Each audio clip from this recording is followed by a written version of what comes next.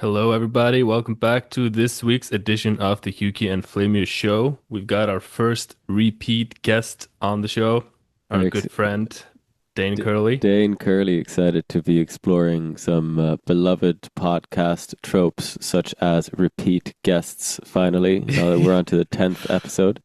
Friend of the show, friend of the show. Yeah, I love talking to Dane. There's a reason why he's coming back because we tend to just go all over the place, but he always has such like good insights on every topic. So it's so much fun to just explore the whole terrain Most with him. topics. I gave him a little pushback on a couple things. Yeah, for But it's a good time every time. He's very knowledgeable. We talked about politics a lot this time and yeah. geopolitics and international relations, the world superpowers we talked about.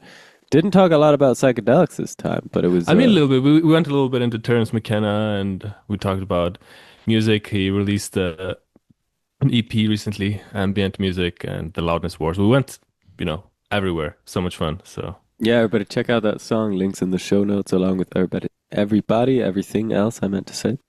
yeah. And without further ado, I suppose we bring you Dane Dane Curley. Curley.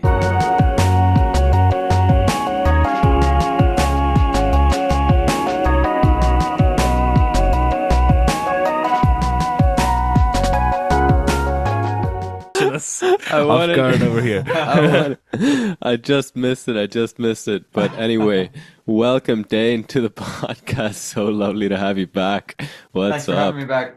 What's going on? I'm surprised I'm back so soon because I know our episode was just a world-renowned spectacular of I viewership know. and praise. And I mean, we won that podcast award, remember? Yeah. It was a good time though. It was a great It was a good episode. time. Oh, thank you. It was a Yeah, it good was one of time. my favorites also. Hmm. Really? Wow. Yeah. Wow. I'm always here for the conversation derailments. So Yeah. That's why I've been Get looking forward ready. to this one again. Yeah, we're about Get to we're ready. about to drop in deep. We're about to go into probably some psychedelic musical topics like we did last time. But let's see where we get derailed off to yeah, for and sure. stay open to all possibilities. Perhaps let's start with your recent release, Dane. How about that? Cool. Hey, that sounds great. Live improvisations on a Moog matriarch. Some people pronounce it Moog, but the charlatans here in the northeast of America typically pronounce it wrong as Moog, which is not how you pronounce the name. But I like to stick to my locality for even if I don't get the respect from my peers across the world, I will be respected by my neighbors, which is perhaps more important. So live improvisations on a Moog matriarch. The matriarch in question is right there. Oh man, what a beaut. That's her. Wow. For the record, I prefer Moog. I think that's cooler. Yeah, I think so too. Say it how it's spelled, right? Yeah. Say it how it's spelled. Hashtag English. All right. So, what I wanted to do different with this project was I really wanted to avoid my comfort zone, which is Ableton Live, which is my laptop digital audio workstation. Using a microphone is also a crutch of mine, whether I'm using it for vocals or I'm using it to create sounds with my mouth that then I'll reprocess into non-vocal sounds, which is something I get a big kick out of. I make instruments using my voice. It doesn't end up sounding like a voice at all. It's not like some kind of a cappella. It's not like that. It's just I have a process where I turn mouth sounds into non-mouth sounds. But I didn't want to do any of that. I wanted to see what was possible in one of my favorite genres, which is ambient music, Mhm. and which is having a huge renaissance right now that I'm not a part of. But I wanted to make You just ambient. got your foot in the door. Yeah, you think so? I think so. I'm not sure. It's a pretty curious track, and I guess we could call it an EP. There's something unique about it. It's not a proper EP, which is a collection of a few songs. It's one very long song. It's 10 and a half minutes. I think it's 10 minutes, 31 seconds. And there's three different masters of that same song. Now, it's not meant for the listener to listen to it three times in a row on the three different masters. It's I more. did that. Well, I love that you did that. I love that you did that. I mean, the nerds are going to do that, which is fine. I, as a proud nerd, I mean, I do it all the time. I did not. Um, For the record, I did not. and you don't have to because you're a normal person. You're the cool guy with the guitar. You wouldn't do this. You're not in our nerd club over here, You're not in the nerd club. That's for sure. Yeah. but we're slowly turning you. We're corrupting you. So the three different masters, and by the way, oh my God, my microphone is all the way out in Timbuktu. Can you even hear me well? Yeah, we can Yeah, hear we- it pretty good. But Wow. Oh my God, it's gonna improve. there we go. Okay. Yeah, this should be better. Now we're talking. So I was by the masterer was a man named Mickey Noise. Plus Six Mastering is his mastering company, and he gave me four versions of the song, and I think I asked for a single change across all of them, but then I was just like, wow, why do I have to choose one? You know, everybody's in a different listening environment. And this is true of even the casual listener. So I said, I want something that's going to suit the casual listener, but I also want something for the Richie Riches of the world who have their own home theater set up with this amazing audiophile set up with huge subwoofers and surround sound speakers and what have you. And then I also wanted something for the people who like music loud, because that's actually the most popular form of mastering today in popular music. Now, ambient may not be known as popular music, but I did mention it's having a renaissance. There are ambient artists now with over 1 billion streams on Spotify. So I can tell that they're mixing their music louder than ambient is traditionally mixed or mastered. So I said, let's do all three. Every artist forever that I've ever listened to has released only one version of a song. You'll get remixes, but you won't get too many alternative masters. Maybe 10 years later, they remaster the album for some bullshit reason where they pretend that the original master wasn't suitable, it wasn't good enough. It's really a cash grab. Sorry, many of my favorite artists are doing that, but you don't really need a remaster. Usually the original CD sounds perfect, and the remaster is just a different master, a way to remonetize the music. So I wanted to say, what could happen if instead of waiting 10 years to remaster it or to grab a master that had already been created and plop that out and say that it was remastered? That's what a lot of people are doing because they want to go from their original stems, not from whatever they can find on their computer 10 years, 20 years later, right? So they're going from the original source.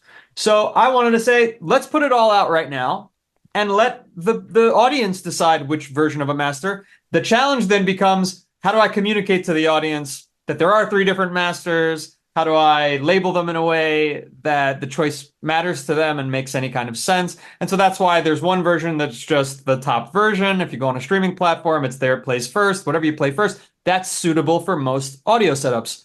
But then there's the loudest master, which is technically suitable for most audio setups. But if you don't have a standalone subwoofer, the low end, the frequencies below, let's say 1,000, are going to rattle and boom on your device. Then there was the home theater setup, which is that master is more if you have an audiophile set of equipment, because if you want that to be loud, you're going to need quite a bit of amplification in order to get it loud, because it's a quieter master with more dynamic range. So what dynamic range means for anybody listening who doesn't understand dynamic range is it's the difference between the lowest audible noise on a song and the loudest audible noise on the sound. The width of that difference is the dynamic range. So you might have in popular music that's on the radio, the dynamic range is what we call squashed, because there may only be a range of 5 dB, 4 dB, 6 dB. That's it. It's squashed. A lot of electronic music is squashed. Yeah, it's There's even a plugin that was made called Sausage Fattener, which was made for this specific thing, just making your waveforms to look like a big old sausage.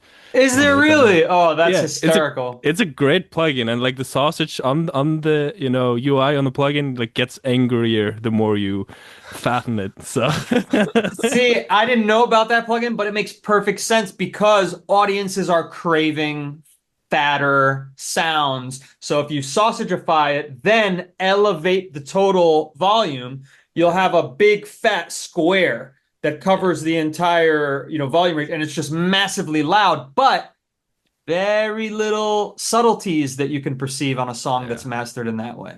So the home audio, the home theater version that I did for live improvisations is, you'll see a very spiky, non-sausage like waveform when you look at it on a digital audio workstation. Now, you don't have to know what that looks like as a listener, but what that means for the listener and why it matters is that you'll have more, greater differences on crescendos and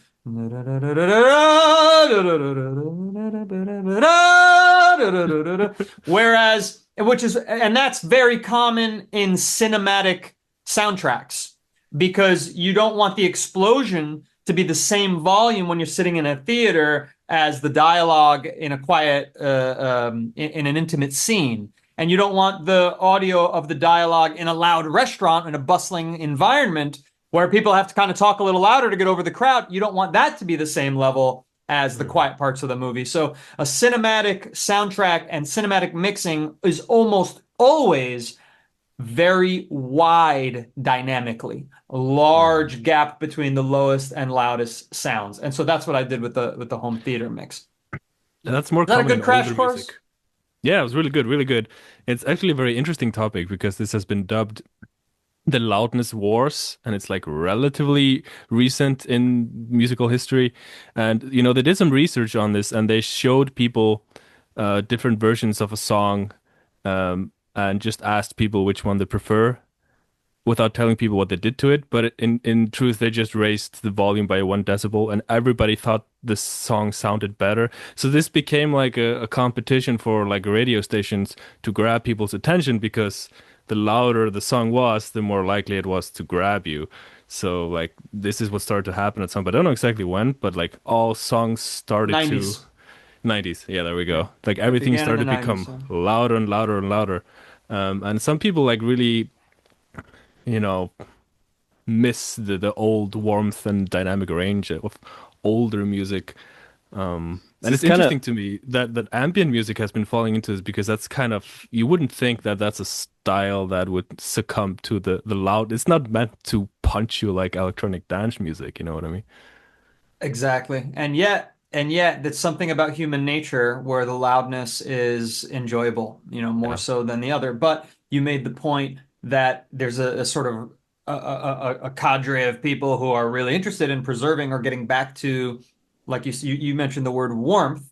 yeah, Well, I think that's part and parcel to why vinyl is having such a resurgence yeah. as a medium, because when you produce a vinyl record, it is inherently more warm as a result of the vinyl manufacturing process, which I learned so much about when I was making my previous album, The Cosmic Collaboration Machine, because what happens when you're producing vinyl is I don't know if this is coincidental or ironic, but literal warmth and heat is being created by the process because you're Wow. smashing a clump of vinyl, a clump of it's just literally a clump. And if you want it to be multiple colors, they put a bunch of different multiple colors of actual vinyl, it's a material, and then there's a press. The press has the grooves in it on a metallic cylinder that they have to etch so that it gets your grooves correctly for your music. And then they smash that clump of vinyl into the flat disc that becomes the record. So now the first five records that are produced in that process from the pressing, you just turned on the press, you made the first vinyl. Those really need to go into the garbage heap because the press is so cold when it's made that you're not really grooving in the vinyl to the degree that you want to. You want the Mm. vinyl press to be warm, you want it to be hot. So you get rid of those first five because they're scratchy, they're tinny, they're cold. Then once it's going, you have a warm vinyl, and now your grooves are getting planted in deeper because the machine is hotter, and due to the material process of the actual qualities of the vinyl chemically, the heat helps make it more malleable and creates the grooves in more exactitude to what the artist was looking for. So all this stuff is wild, but it's all real scientific stuff. I'm not a woo-woo guy, as you may remember from our Yeah, previous yeah, yeah. chats. I was gonna just add to that real quick that we need to be careful to make a distinction between how audio sounds warm and how temperature is warm, because those are two very different things. And it seems to me that in this process, it is merely coincidental that the two happen to Or is it? coincide. You know, Not Or is it? necessarily, yeah, not necessarily, because again, it may be coincidental, but it yeah, but could be the fact that the cold press produces cold, what we call cold or tinny yeah, but it just harmonics. happen. It just so happens to produce the kinds of shapes on the plate that would produce that just so happen to produce cold sounds, what we call cold sounds, like the. It's not that it just so happened, Flammeus, it's that humans have labeled certain things cold and have labeled certain things warm, and those tend to correlate with one another. So if humans are in language and in linguistics, the things that we call cold, right, we associated that at some point with cold sounding, tinny sounding noises. And we have warmth when we're warmth, the crackle of a fire, and those noises are warm. I mean, it's more linguistics than coincidence, I think. How would you define the terms warm and cold in terms of sounds, actually? Warm is the closer you get to the lower frequencies. So bass tones are warm. That's what I thought. Bass, Yeah. yeah, and as you go to the higher frequencies, it becomes colder. Cold is not used as often as a term in audio as warm is, but it's the antithesis. It's the I opposite of think warm, right? I think there's more layers to it than that because sometimes cold music can be something that's maybe slightly sterile. Sometimes if I have just a piano plug-in or just an instrument, and then I add like a little cassette effect to it just to, give little fluctuations in the pitch and just, adding just a little bit more warmth, stuff like this also for me translates to warmth because if it's all super pristine, it's, there's a coldness to it. I think that's also another dimension. Yeah, I think it is more complicated. And also, yeah, this just seems like a nice coincidence to me. That's all. That's all that seems like to Yeah. me, I mean, honestly. It's sometimes this actually, I don't know if you relate to or this, I mean, but I not it will until I see that there's a correlation. If somebody can right. show me that there's a correlation, I'll be like, cool, that's cool. I, But I don't see a correlation right now, so I'm not going to imagine that there's one there. all right. Yeah, this just brought me to like a parallel I noticed, since traveling more south. And, this got me thinking like, damn, in Iceland, people are super cold. We're like super distant, we're kind Yeah, of closed yeah, off. true. And then when the more south you go, the hotter it gets. People are much hotter, the temperatures and people's emotions and stuff like this, goes through the roof. So I'm like, There, damn, like maybe it's just like in the colder places, people are colder. In the warmer places, people are warmer. Uh, sometimes you can't always explain or put your finger on what it that's is, but hilarious because I totally agree with that. yeah. And it's like I think so because I've lived in Spain and I've lived in Brazil and I've lived in Germany in between and in Iceland obviously for most of my life before that. So I've really seen the differences between the cultures of tropical climate countries and northern European countries, and it's just so wild. And I think it's because people in Iceland, there just weren't that many, and you just Yeah, yeah. weren't that many of them, so they wouldn't have been running into each other all the time back in the day. You might run into a stranger, once a month when you Mm. took the crazy, Yeah. mountain road on the horse, where if the horse breaks a leg on the mountain path, you're dead, you know. Um, that kind Totally. of shit. So it's like there was Yeah. no need to develop any kind of cultural mechanisms to Yeah, cope yeah. with having to socialize with strangers all the time. Yeah, yeah. You could Whereas in definitely countries like yeah. Spain, it's like it's so heavily, densely populated because you can Yeah. grow so much food there and everybody wants to live where the food is that people are just running into each other all the time, and they would go crazy if they didn't know how to act in those situations, you know. So those cultures have kind of developed Yeah. mechanisms for that, and I thought that Yeah, was a very my interesting. inner scientist definitely sees, that perspective, but my inner poet, just likes to see it as, in the colder places, people are colder, and the warmer, it doesn't have to be this convoluted. It's not convoluted. It's beautiful. It's Yeah. Yeah, there's got to be cold places where people are grouped up, which just destroys Helgi's concept. Yeah, right. I'm not putting forth a oh, scientific yeah. hypothesis over here. I'm just. And yes, I get to be right. Yeah.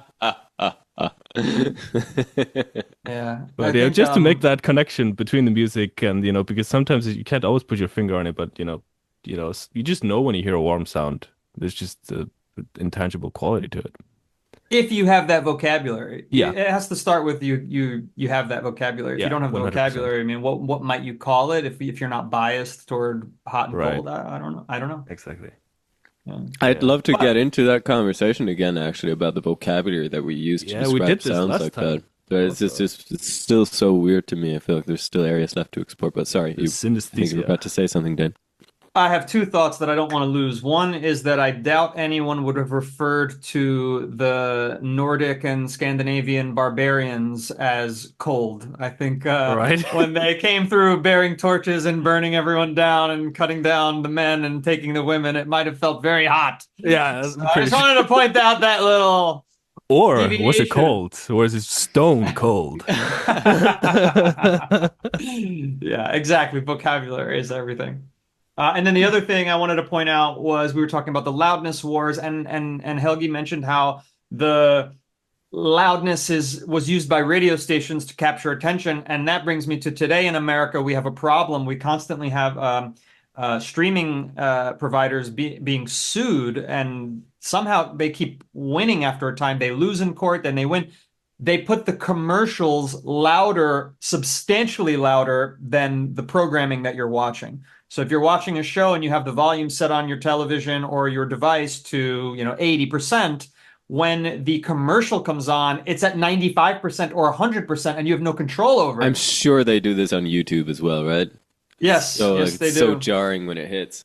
It sucks because it actually damages your speakers, could damage your hearing. And so in America, there's a lot of groups, rights groups that are suing these companies are doing, and they've won in the past, and it went away, and then now it's back.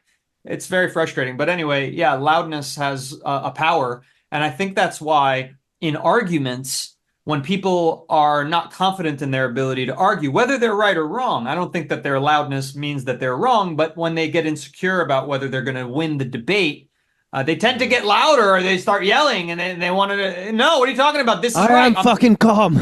I'm fucking calm. Exactly. So, oh my God, my hair looks horrendous. Let's Don't you? go, let's No, it go. looks great. Don't you just love it when people do that and they don't realize they don't have the self-awareness? You know, it's like it's clearly you who's freaking out here. You should be looking. And as you point that out to them, they just get crazier and crazier and crazier. It's just like, I've been that guy, Flammeus. I've totally been that yeah, guy. me too. I'm sure. I'm sure. Yeah. Oh, man. Okay, Man. so then you wanted to talk about something. Those were my two things that I wanted. Yeah, I wanted to say I was more like I wasn't talking about how Vikings killed people. I was talking about more how they socialized. That was my response to your first point there about yes, they went on murder sprees. That must have been very very hot. But And they took the Amanita Muscaria apparently to do this. but So I was just talking about the socializing to be clear, like the How did they socialize? What are you taught in your primary school, for example, about your barbarian heritage? oh man, it's been a while. oh yeah, it has been a while. I Maybe don't just know. the most basic thing. I I mean, mean, what, what I could base it on is modern Icelandic culture, and what I see in modern Icelandic culture is people don't say much But a lot basically, of time. people were just shoved into like little mud huts, essentially, because there was like, we didn't really have a lot of resources and the weather was brutal. So, like, yeah, if you go even just back, 150 years, there's going to be a lot of people living in, my great grandmother at some point lived in a mud hut. This used to be kind of the basic mode of living. Really? Yeah, it was Yeah. a third world Wow. country until 1945. Yeah, industrialized super Wow. fast. Yeah, just it's like a homeless person winning the lottery, like in 1945. Iceland getting the fishing technology from Norway, I believe.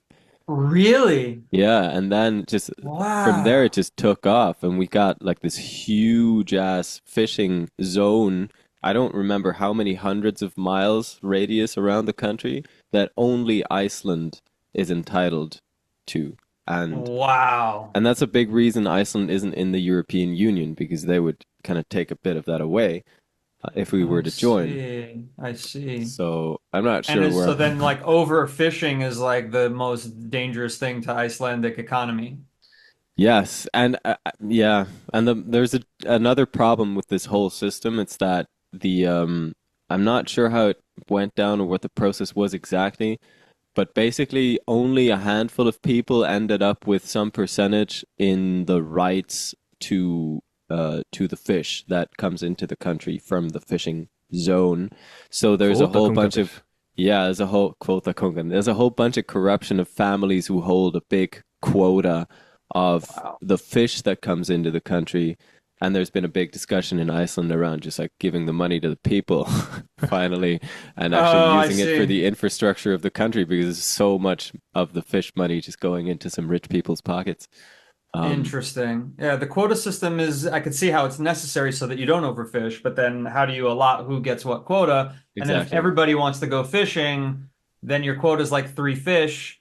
Yeah. And then how does, yeah, you can't run an economy on a job that you're only catching three fish. So I get the challenge there. I wonder how they're gonna handle that. That's interesting. Yeah, it's an interesting problem for sure. Thanks for pointing out the other side to that. But Yeah. basically, we just got exposed as frauds that don't know anything about our Viking heritage. Like, Yeah. Yes, you how did. are we Yeah, gonna that's bounce true. back from this? I think I know a lot more than you guys, which is why I didn't expect that. I thought I was going to be getting educated here. Okay, let's go. Let's go, man. Bring it on.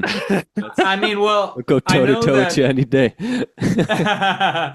So I know that Vikings were not native to Iceland, that they came originally from the Jutland, Denmark area, and that's the real hotbed of the origins of the Viking culture going back to prehistory. And then from the Jutland, which is the part of Denmark that's kind of like a little bulbous thing, not the islands. Then there's the islands, but It's that the whole big part. area.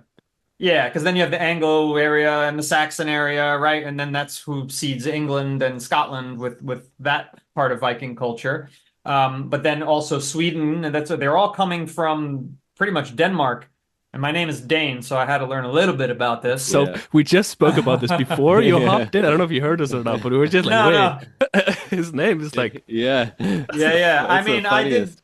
I did DNA testing, and as it turns out, my Y DNA, which if you aren't aware, you have Y DNA is only from your patrilineal heritage, your father, your father's father, father, just going on down through who gave you your Y chromosome if you're a man.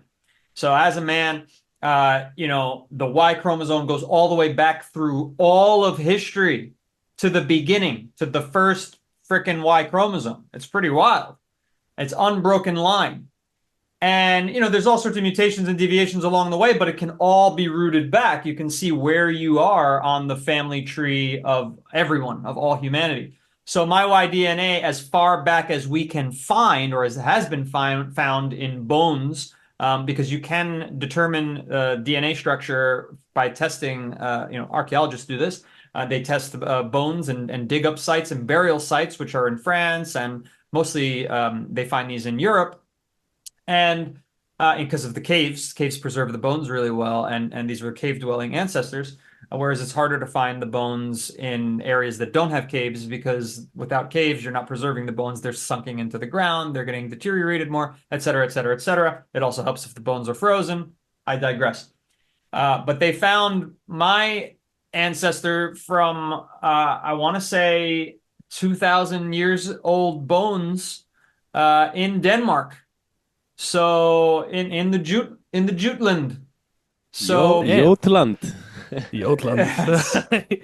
you'll pronounce it better than I can. I'll give you I that mean, one. that's the I'll give you that no. one. It's just it's the Icelandic name. That's not the actual Mhm. Danish one.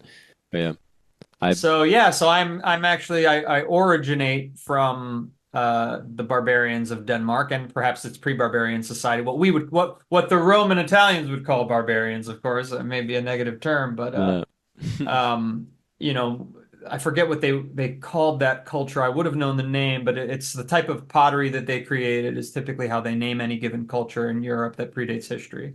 So I ah, believe they might have been corded weave, things like this is how they name them, but that's wrong. But mhm. it's something like that. They So were anyway, yeah, and they all spread from there. They went down into South Europe. They went to England and Scotland. They went to Scandinavia. Well, Denmark is Scandinavia technically, but they went over to the mainland Scandinavia. That's juts out from the top of Europe there, which is what Finland, Norway, and Sweden. So yeah, there you go. There's your and then lesson on your very own nice. history. Yeah, no, Yeah. that's great. That's great. And then they came from Norway over to Iceland. Is the history that I was taught. Exactly. Yes, Yeah. that's how I understand it as well. Yeah. Yeah. And So the only thing I know about this topic is that they used to take apparently the Amanita Muscaria mushroom before battle to go berserk, and this is why the mushrooms in Icelandic are called berserk mushrooms. The red and white. Yeah, Really? this is like I haven't verified this, but I've heard this like from multiple sources.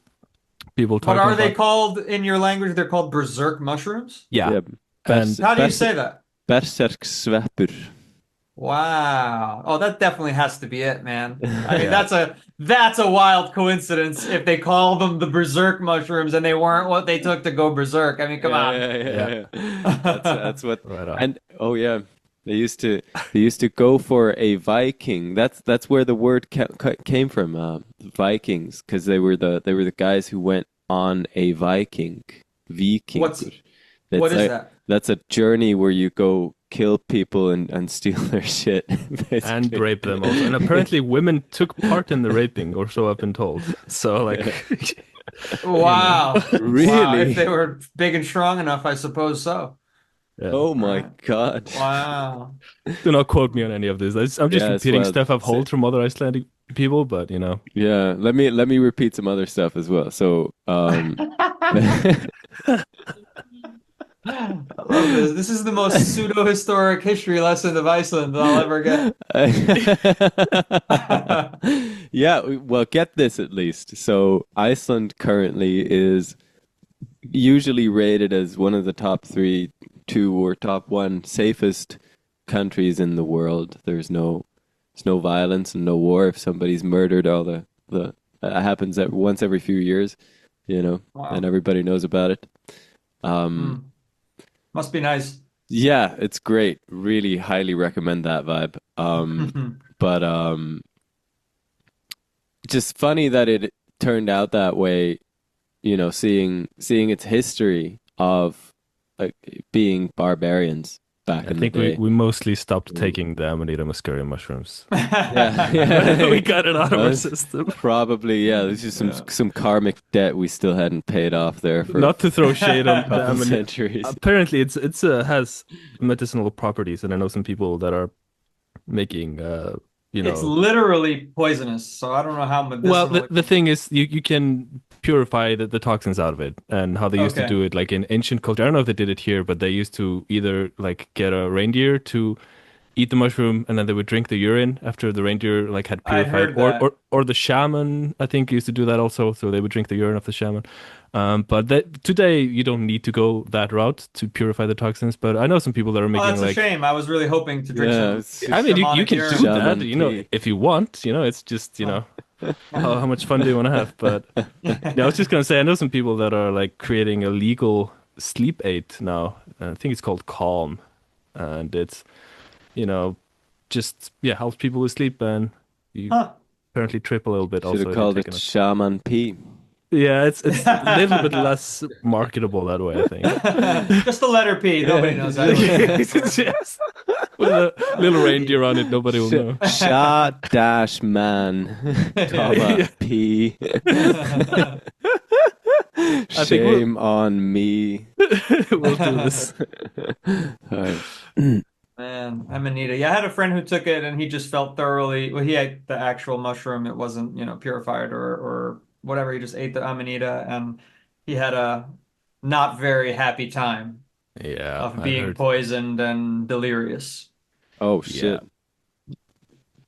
yeah. Yeah. Do Don't not go recommend. out eating red and white mushrooms. They're. No. My wife actually has a tattoo of an Amanita muscaria I on mean, her come on. I ankle. also recently, I don't know if stretching over. There's some amanitas on Oh, you got here. a couple of them. Yeah, look at Yeah, There that. we go. work in progress, but yeah, gotta represent. Very So cool. yeah, but apparently it has some uses, but it's still kind of people aren't too familiar with it. All right, we've settled. It may or Yeah. may not have been what created all of your culture. Right. Yeah.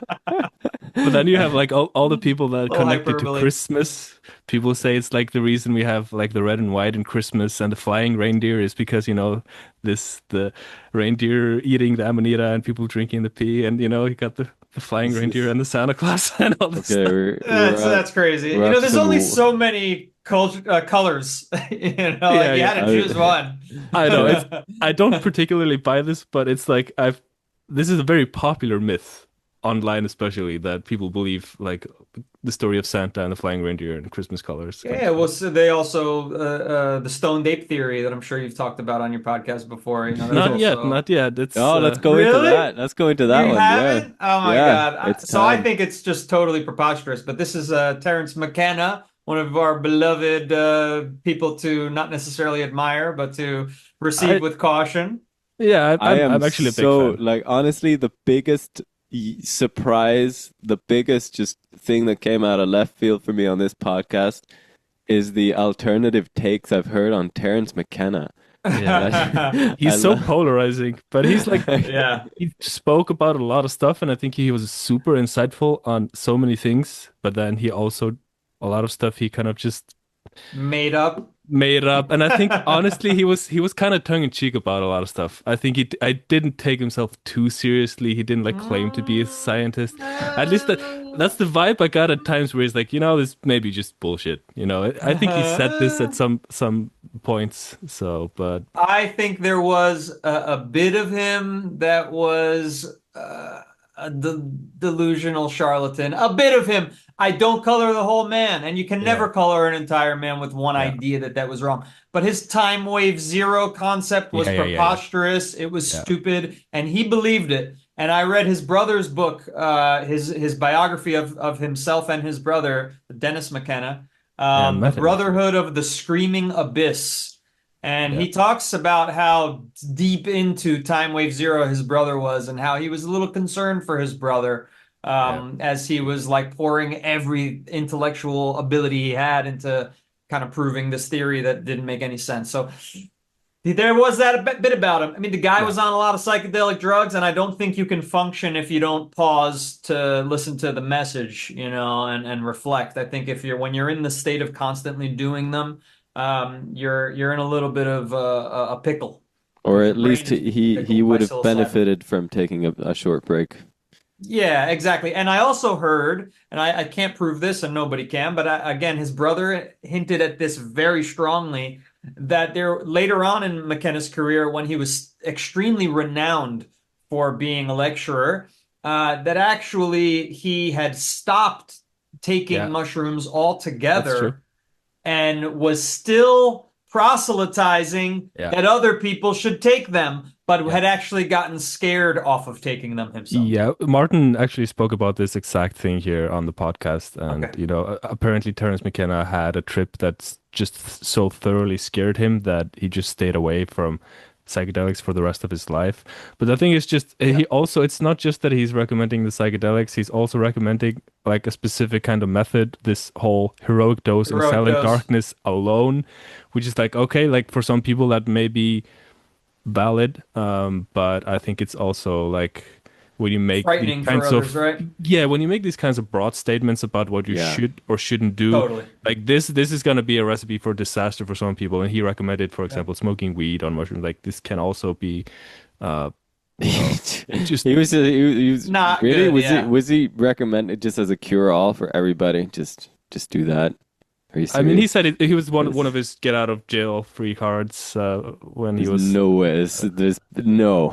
Yeah, and he also spoke, Flammeus. He spoke in ways about like kind of being a revolutionary. Like, how are we going to cure society and fix society? Because in his book, The Food of the Gods, which is a marvelous book, it posits its main thesis that's often not talked about by psychedelic cultured people. Its main thesis was that television and sugar, white sugar, were the new heroines of society, where the opiates of society had shifted from opium and heroin and had become white sugar, which rotted the teeth and addicted us to dopamine release that the sugar creates when you take a big dose of it. And we're putting it in, everybody's putting it in their tea and everybody's putting it in their coffee. That white sugar was this horrible thing happening in society, as was television, was these dopamine controlling drugs. He You can referred to call them television as a dopiates. drug. Yeah, dopiates. That's good.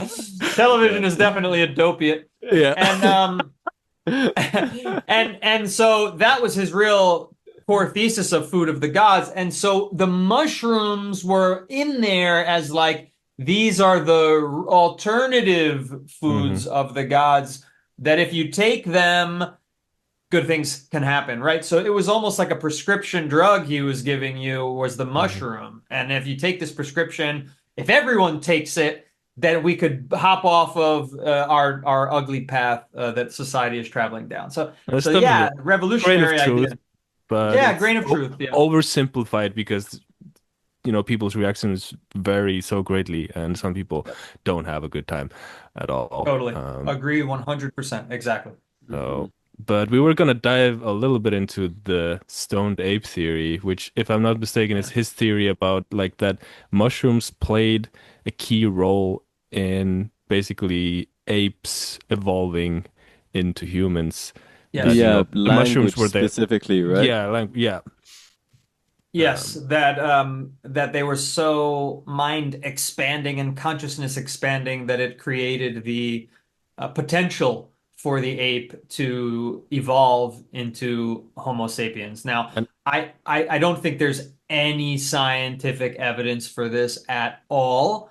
It's a very creative and interesting idea. It's not that it's impossible. I think it's possible, but there's just no way to show that the correct psychedelic materials were on location where Homo sapiens was evolving, specifically everywhere that Homo sapiens evolved in Africa, right? So you would need to have this quantity that was enough for replacing all of the genetic material through reproduction.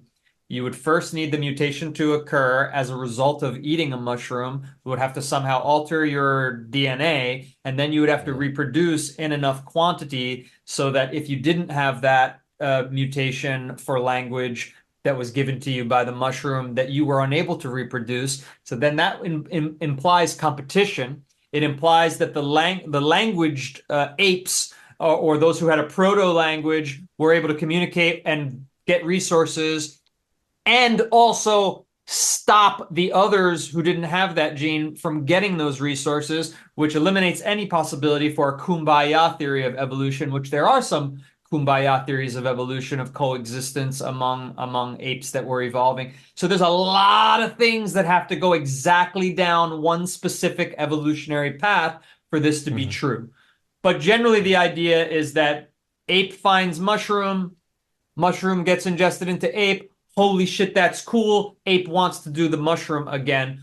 But that's super hard for the ape to do because the ape is in a state of what Hobbes would have called the perpetual state of war, of all against all, the state of nature, where you don't have time for leisure. You need to worry about getting your food. You don't have culture. You don't have fire. You don't have society. You just have, we're all surviving here. Let's go find food. Let's relax. Let's have sex. Let's go find food. Let's go relax. Let's have sex. Let's go find food. You don't have culture because you don't have leisure, because you're in the state of survival, because you're trying to survive. So, how do you chill out and have mushrooms all the time? I Well, don't the thing is, know. he also proposed essentially that the mushrooms provided a survival advantage in lower doses because they increase visual acuity, and apparently sex drive also. So that was part of his theory. But I think the issue with this is that, it's just all boils down to he was just an evangelist about the mushrooms. Like it's very plausible to me Yes. that psychedelics may have been around. I mean, we know that humans have been using them for thousands of years, so they've definitely played some part. But the thing is, like, he just, Yeah. had his relationship with the mushroom, and this was just the thing. It's just like somebody who, has a spiritual experience through Jesus, and then everything is about Jesus. For Terence McKenna, it was all about the mushroom. Yeah. So it's like everything gets put on that. This was Some the people missing think piece. Jesus was the mushroom. Yeah, that's also the whole There's a whole Gnostic. book on that. Yeah, Yeah. right. There is. There's a whole book on it. Wait, Yeah. who wrote it again? I remember this. I forgot the name of it. It did not grab me. I picked it up when I was in my early 20s and I was like, this is bullshit. Wait, Jesus is the mushroom? What are you? What? Uh-huh. Jesus was a Yeah. mushroom. So it's like there's some Jesus was a old, mushroom. old artwork from like Gnosticism, which is like a Yeah. very old I'll form of find it for Christianity you. What where with a y- G? Gnosticism? yeah, GN. Right. And yeah, there's some artwork from that particular Christian culture that, Jesus is kind of depicted as a mushroom. So some people have this theory that, Jesus was not a person. This was people encountered the mushroom, and that's where Jesus comes from. Yeah. The Sacred Mushroom and the Cross. It's from Yes, that's the one. 1970. John Marco Allegro. Exactly, that's him. Yeah. Yep. And he said it was the Amanita. Ah, okay. Oh, Hmm. that brings us back. Yes. It was universally panned as a piece of shit theory, by the way. Just putting that out there. Not one for peer pressure, but Right, right. But isn't this what podcasts are about? We just like, theorize about bullshit theories, and Yeah. they're interesting, and then people walk away just all confused, not yeah, knowing what's yeah, real. yeah. Is this not what That's podcasts are our for? calling. Our calling. I feel like this is gonna bring a lot of clarity because this is gonna get people thinking. This is Yeah, I mean, look into it. Like, don't ever take anything from a podcast because people are yeah. just speaking about shit. Except the Jesus mushroom theory. That one's Yeah. bullshit. Yeah. Oh my Just don't get that book, whatever you do. Jesus. Dude. Don't have an educated opinion on it. God. Yeah. It's dumb as shit. Get the book so you can throw it in the garbage Yeah. and happily get your Oh. dopiates out of doing that. Is it dope yet? Get your opiates. Uh, Well, no, but I anyway. definitely think like, psychedelics have played a huge role in like the evolution of religion and stuff. So it's like, In culture, yeah, yeah. in dedeveloping any sort of cultures. I mean, there's so many different cultures around the world. Whoa, Yeah, what I is don't it? I didn't even yeah. know what happened over here. It's What the amazing. hell? Anybody listening, Hewkii's room just lit on fire. He's currently burning. It just turned purple, and the colors were swirling. I think they heard us speaking about the mushrooms, and okay, we gotta Yeah. match this. Wow, they must Oh my have. God. Oh my gosh. Uh, Wow. there we go. I'm having a rave over here. This interrupted my train of All thought, right, but let's try to focus Yeah, now. we were talking about. Let's see you focus right now. Hughes, I think you were about to dive into something about how mushrooms have developed or helped Yeah, develop right. human culture. not necessarily specifically mushrooms. Like there has been a lot of psychedelics present through human Mhm. history, and when you go into, I think it's the ancient Vedic text, if I'm not mistaken, where they speak of soma, which is the substance, um, that basically like a psychedelic, and it's thousands of years old, I think, the text. So it's, you can find hints at. Oh, let me ask ChatGPT about that one. Okay, let's have a look. Let's have a Yeah, I chat. think it's the Vedic text. I'm pretty sure it's at least Hindu related. Yeah. You're about to get fact checked live Oh, on let's No, see, air. yeah, his fact check, he was correct. But There we go. There we go. yeah, in the Rig Veda, yeah, Okay, Soma there we go. is a plant, a pressed juice, a deity, a sacred intoxicant used in ritual, a substance that grants ecstasy, vitality, and immortality. Yeah. And modern scholars aren't sure what it is, but it's some kind of, they believe it's some kind of psychedelic Yeah. substance. Yeah. So I mean, it's in there, and it may have played a part in both like physical evolution and cultural evolution, but it's just hard to pin down exactly to what degree. And it's just very clear that, Terence had a specific fetish for the mushroom, and that's why he, hyper focused on that. But, it's just, I think it's kind of hard to know exactly what part it did or didn't play. Yeah, Um, well, I mean, yeah, we know that there are shamanic traditions, right? So, I mean, and yeah. we know that these shamans were imbibing materials because at least the shamans that exist today in the present in the Amazon, they still are perpetuating that culture. So, I mean, and we know that there are trance-inducing songs and dances that are performed in Africa and in uh, perhaps Mongolia. We know that there are things that induce psychedelic states in the most ancient cultures.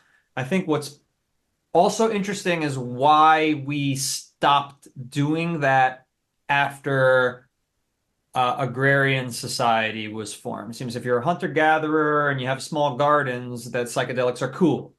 Once it's you got to maintain a farm, it's like, hey man, those psychedelics, man, they're a danger to us all. Yeah. I mean, Terence, he spoke about this specific thing that, all the substances that are allowed by a culture are the ones that allow the maintenance of that particular structure.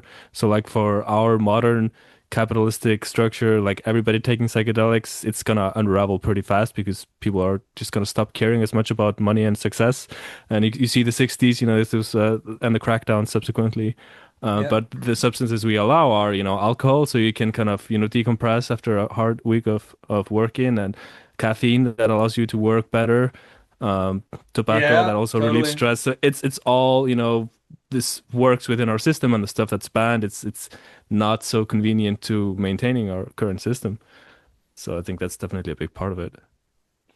I can't That's like I hear this and I'm surprised at myself for not having recognized that myself and having I had mean, to learn that right now. That's yeah, it comes yeah. from McKenna. He was very sharp at noticing cultural patterns, and I think like culturally he was very interesting.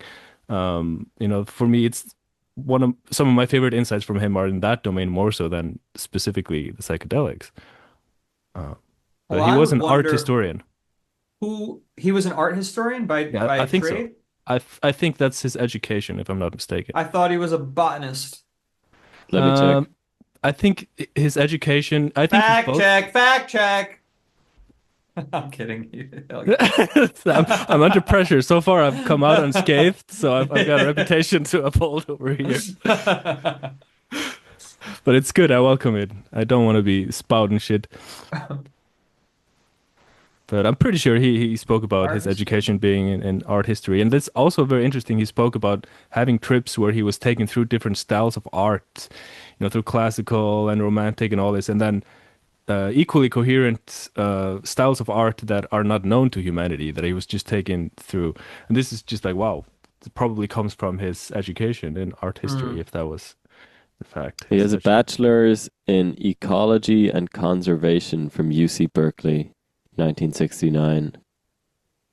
That's Um, very botanist adjacent. Okay. Yeah. yes, and well, all it adds to that is independent study, ethnobotanical research, psychedelic experimentation, and field work. But does it So say nothing about the art historian? Because I'm pretty sure I heard him speak about this. I'm like, was he but not an art historian? or not necessarily that he was one, but he received some level of education in that field. GPT is saying no. Okay. He's I mean, saying people. that he sometimes gets called an art historian, but was not trained or credentialed as one. And then it Okay. says the reason people call him that comes from one single point in his biography. In 1975, he enrolled in a Tussman experimental college program at UC Berkeley, where he studied shamanism, linguistics, and art history. He took courses that may have included art history, that related to alchemy and shamanic iconography, Oh, I but see, I was see. not an art historian. Never did anything in the field of art history. No university posts, no published papers, no peer-reviewed art historical work, nothing. But Right. I So his guess you're education may have, not totally off base the fact that he took some courses, and I'm sure that that educated him and he yeah, learned right, about it. Yeah. right. Yeah, I'm just basing this off of what I've heard him say, but it's been a while since I took like a proper deep dive into McKenna. But Well, whatever the case, he was insightful when it came to yeah, Right. culture. I mean, I think Right. this it's a mistake that people just focus on the psychedelic part of his work because he had Well, some not interesting. only, but I'm sorry, before we move past this point, because we just did all this fact checking and, it was mostly I was being facetious. But the reality is that, like, it's okay not to have a degree in something or to not have been a professional in something. That doesn't mean that you were not knowledgeable in that Yeah, yeah, subject. I'm knowledgeable in many subjects that I didn't go to college for. Give me a break. Right. totally. Yeah, and then that can also be taken too much in another direction where you just have people on podcasts talking about shit that they don't know anything about because we've Totally. kind of so it's I think that's definitely Totally. problematic. And that's That's that's why I that's always a try to, like, okay, what book did you read where you got this from? right, right. Yeah, I think that's the correct attitude to have because I think this is lost on many Yeah, big yeah. We gotta podcasters. keep a high standard for each other. Yeah, Yeah. that's the way to go. And it's let's not corrupt or pollute the information ecosphere. We spoke about this in our first podcast. Like, Yeah, right. Yeah. like the information ecosphere is like a public pool, and what a lot of people are doing just taking a dump in the information ecosphere. Pretty But gross. it's so. Terrible. But if you just take a slightly less dumpy dump in the information ecosphere, you're still, it's so polluted that if you just Right. try to be somewhat accurate, you're probably. We can go in the pool without taking a shower first. We can just be a little dirty in the Yeah, pool, there we but go. There we go. I'm shouldn't not. I'm. defecate. I'm taking a shower. I'm shaving before. I'm like doing all the manicure, going in there with a couple like bath, bath bubbly balls to bring with me as well. It's gonna be Yeah. like the swimming pool's gonna be And then over upgraded by there is Joe Rogan just doing his thing. Right. Like fucking machine gunning turd nuggets. I used to love that show, and it Yeah, me really too. jumped the Yeah. shark. Like, I Yeah. don't know, it's been machine years. gunning turd nuggets. It's true. Like I relate so much to what you're saying because I used to love that show like back in like 2015, 2016. Yeah. But something happens when you're just like something like when you're just surrounding yourself with conspiracy theorists all the time, Yeah. and you don't have a journalist with you or somebody who can like really thoroughly, maintain a devotion to truth. Right. I think you just Right. lose grip. You just fall down some rabbit holes, and it's He's also, it's a natural human bias. He's always said since the very beginning that the podcast was about talking to his friends. Well, the right. type of person that's going to be that man's friend is going to be a similar type of person to himself and his other friends. And so Yeah. you get this very insular, group where you're Yeah, it's not. a bubble. Yeah, it's a bubble, and he's not taking in like boring experts. He's only Yeah. taking in exciting experts. He's only getting extroverts on the show by and large. And And when you exciting only get, experts who are controversial and sometimes for a reason. yeah, So it's it's yeah, it's more for the I guess the spectacle of it, but it's just it really something clicked for me when I saw him interview Donald Trump, and it's like this has massive cultural sway, and like there's tens of millions of people tuning in. Like in that situation, you can't just pull the card of, I'm just a comedian. I'm just talking shit. Like, no, this has real political consequence because of yeah, the amount of reach you have. So like in that yes, situation, you gotta be diligent and you gotta press him. And this is like where mainstream media is, more competent than Joe Rogan, because at least some of those people, most of those people have journalism degrees. They know how to push back, and it's not as much of a chill conversation, but Yeah, it's I like, do their homework. yeah. So, you know. yeah. There's definitely problems on both Yes. formats. Yeah, Yeah. but because with the mainstream media, however good they are, there's always the threat that they are manufacturing consent. Yeah. And I think that that's what Joe Rogan did with Donald Trump was he was manufacturing consent for his lefter because he's a Bernie guy, Bernie Sanders supporter. That's who he was. Yeah. And then, I think a lot of those Bernie people were disillusioned by Joe Biden and they were looking for an excuse to vote for Trump. And I say this as a Bernie guy. Yeah. Uh, I would be too in the US. I like him a lot. And, but I think a lot of people I knew who were for Bernie were willing to vote for Trump because they were like, burn it all down, fuck it. Yeah. And we're not being treated good. And then Joe Rogan who was a Bernie voter and had Bernie on the podcast a few times. Yeah, he kind of just gave the most softball of softball interviews for Trump and just made it seem like he was a cool guy to hang out with. And so that's manufacturing consent to me. Yeah. But the And they media does it in a way where like every channel is aligned on the same yeah. message. It's a little bizarre. Right. And a lot of people feel like when they wake up from the mainstream media bubble, then they very easily fall in just another illusion of like taking in alternative media that may be better in some aspects, but definitely not necessarily Yeah. better across the board. So Well, it's it's all over. I don't know if you guys are ready for the end of the world, but it's yeah, here. yeah. Let's go. The AI's ability to impersonate has now become flawless if you have enough computing power. It's not flawless for the average person just yet, not even for the average American who's very rich in a global scale. But it will soon be. And it is for the rich, it is already attainable. And not only the rich, but if you decide to do it as a business, right? You can monetize it in a way that you can afford the computing resources to create impersonations or fake people. And you can now entrap people with things that look like real life. And I'm Yeah, not talking about you download the Sora app, which still looks very fake. That's the computing resource they're giving people for free. yeah, I'm talking about when you have the computing resources to spend $1,000 to generate something specific with a purpose. What is the CIA going to be able to generate? What is an American three-lettered mhm, organization going to be able to generate to sway media around the world or to, move the needle in favor of American interests, et cetera, et cetera. What's Russia going to mhm. be able to do? What are these nation states that have billions and billions and trillions of dollars? What are they going to be able to do? Well, it's limitless now. I've seen, what have you heard of Nano Banana?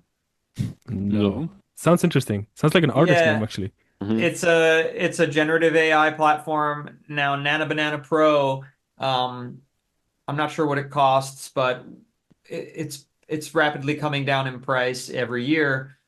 It can generate real images that appear real. Okay, Right. just images that appear real. Now, videos are still there. You could still find the faults in them, but with enough computing resources, you can't. Mm. But even just once every person with $30 a month at their disposal can generate images that look real to the average person, to the mass person, the everyman, what can be done in terms of scamming, in Yeah. terms of misleading, in terms of saying, look what this politician did that they didn't do. And then it's going to move on to audio and it's going to move on to video. And you're going to be able to create, it's going to be what I call the end of truth. Yeah, yeah, this has been talked about as the post-truth world, essentially, like Okay. what we're living in now. And this it's a concept, Martin Ball spoke about it also on the podcast recently. Okay. It's a term that's, become popular now, referring to this specific thing. And it is very much, we are losing grip on what's real, and it is kind of scary. But I think it's also like every time we have a new powerful technology, it kind of runs rampant for a while until we get our senses together and regulate it. You guys are still working on this Yeah. with guns. It's heavily regulated here, but it's like it's a powerful technology, and if you don't put any restraints on it, you're gonna have a bunch of madmen shooting people.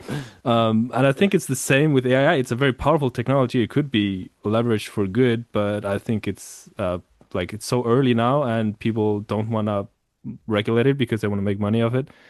Um, Well, I'll give you what every gun owner's argument to gun regulation is for AI. It's that if you regulate it for the good guys, you're still not regulating it for the bad guys. The bad guys don't care about the law that says that they can't have a gun.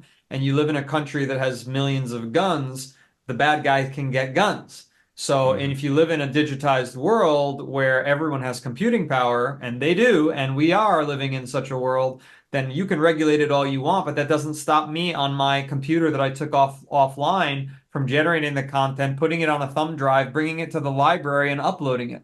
Mhm. So I think it's wishful thinking in a way, the same way I think that the people who want to ban all guns in America, I think that's wishful thinking. You cannot do it in a way that's effective. What you should do and can do is let's have regulations that ensure that people can't walk into Walmart and buy a gun instantly when they're angry, Hmm. and we have cool off periods. Ensure that that's nationalized. The cool off period should be longer than 3 days, perhaps. It's 3 days currently. Um, you What know, is the cool off period? a cool off period is when you want to go buy a gun. You pay on the day that you show up to the store, but the store cannot release the gun to you for X amount of days pursuant to the cool off period of that state. Fuck me. Are you serious? Yeah, that's the cool off period. So, for example, you're angry, your wife just cheated on you, right? And this is a real scenario that happens in this country. You're angry that your wife cheated on you, so you're flipping out. You're like, I'm gonna kill her. I'm gonna kill that bitch. I'm gonna kill that man that she cheated on me with. You go to the gun store. You purchase a gun. The gun store says, "All right, thanks for your deposit. Come back in 3 days." You're like, "What do you mean 3 days? I need the gun right now. I need it right fucking now." And they go, "Sorry, the law is that there's a cool off period. See you in 3 days." Now the cool off period is You hoping that in clearly three need it. days, yeah, right. You clearly need it, but is 3 days really enough time to cool off? Not always. There have been Uh-huh. people who then go back, the cool off period, they aren't cooled, they get the gun, and then they go and commit murder. Man, So fuck me. This whole concept is so hilariously ridiculous to me. Oh my well, you, goodness. you live in a country that has no guns. Is that true? Uh, We, well, I'm in Germany, so there's Oh, I'm gun sorry. there's I mean, we I definitely forgot have you're in Germany. guns in Iceland, but it's just regulated. Not everybody can just go and buy a gun. You need to really go through all the hoops to be able to do it. Well, the reason I asked that question for just the sake of discussion is that, in America, even cities that have banned guns like Chicago and New York City, there's probably a million guns in each of those cities, and you can Right. fucking just go buy them, Right. illegally, Yeah. very I'm not gonna easily. say the regulation is gonna be perfect with the AI, but I just think there should be real efforts to try and make sure it doesn't go all over the place and, find ways to. Yeah. Well, just to wrap up the guns thing, it's a vaguely important discussion.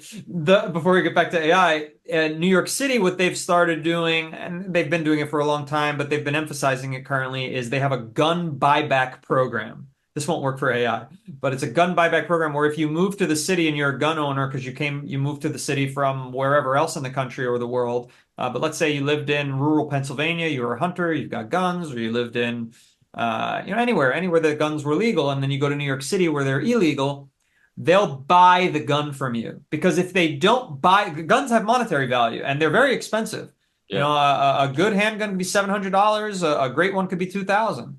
A great rifle could be 2,000, 4,000, $6,000. So, they'll offer the government of the city will spend its tax dollars buying your gun from you because otherwise you're going to hide it. You're just not going to tell anyone that you have it, Yeah. and you're still going to have it. It's going to be in the city. Yeah. That's So that's awesome. one interesting theory. Yeah, that's one interesting way to tackle it, right? Because yeah, I spent $3,000 on this thing. That's a lot of money. Yeah. I don't expect to give it up willy-nilly for free just because you said there's no law. But because Donald Trump has stacked the Supreme Court in favor of the Republican Party is much more anti-gun regulation.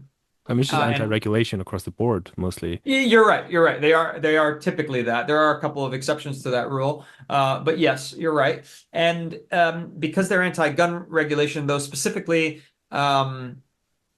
they have now ruled that New York City's laws, that their city government cannot ban guns, that their city government has to make guns legal. Now they're in a legal battle, so de facto guns are still illegal. You will still be arrested by the NYPD, New York Police Department, if you have a gun in that city. However, due to the Supreme Court regulation, you can now, whether you live in the city or out of the city, apply for what's called a concealed carry permit, in which case, as a civilian, non-military, non-police, you can go through this process that may take 6 months to a year and get the right through a permit to have a gun in that city.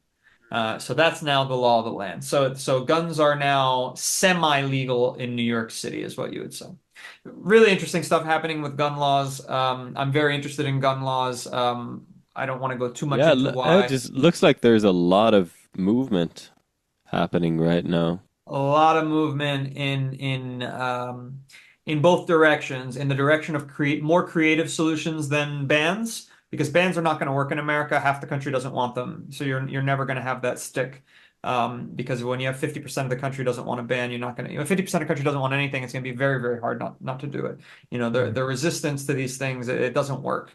And it's typically the regulation that will fail rather than the anti-regulation. Anti-regulation is easier to stick when half the country doesn't want regulation, because you need a law to create regulation, and to create the law and maintain the law, it's not going to work. Which is why, in the opposite direction, as a left-wing guy, and as a social libertarian, that's why gay marriage was able to become legal, because you couldn't sustain making it illegal, because you needed a law that said, well, we already have marriage, so we need a law that says this person can't do the marriage. It's just like it's too hard to sustain that. The waves of change go against that. And same thing with the making marijuana, keeping marijuana illegal. That's a law keeping it illegal. Anti-regulation is going to win when half the country's like, we want to smoke weed and we don't want to go to jail for it. So it works. It works in that direction. It tends to political. My education, Mr. Terence McKenna. My education is in political science. I have a bachelor's in political science, so I've studied the trends and the way things go with regulation. Yeah, I'm very curious to pick your brain more about this. I do got to jump to the bathroom per usual, so let's just take a little break.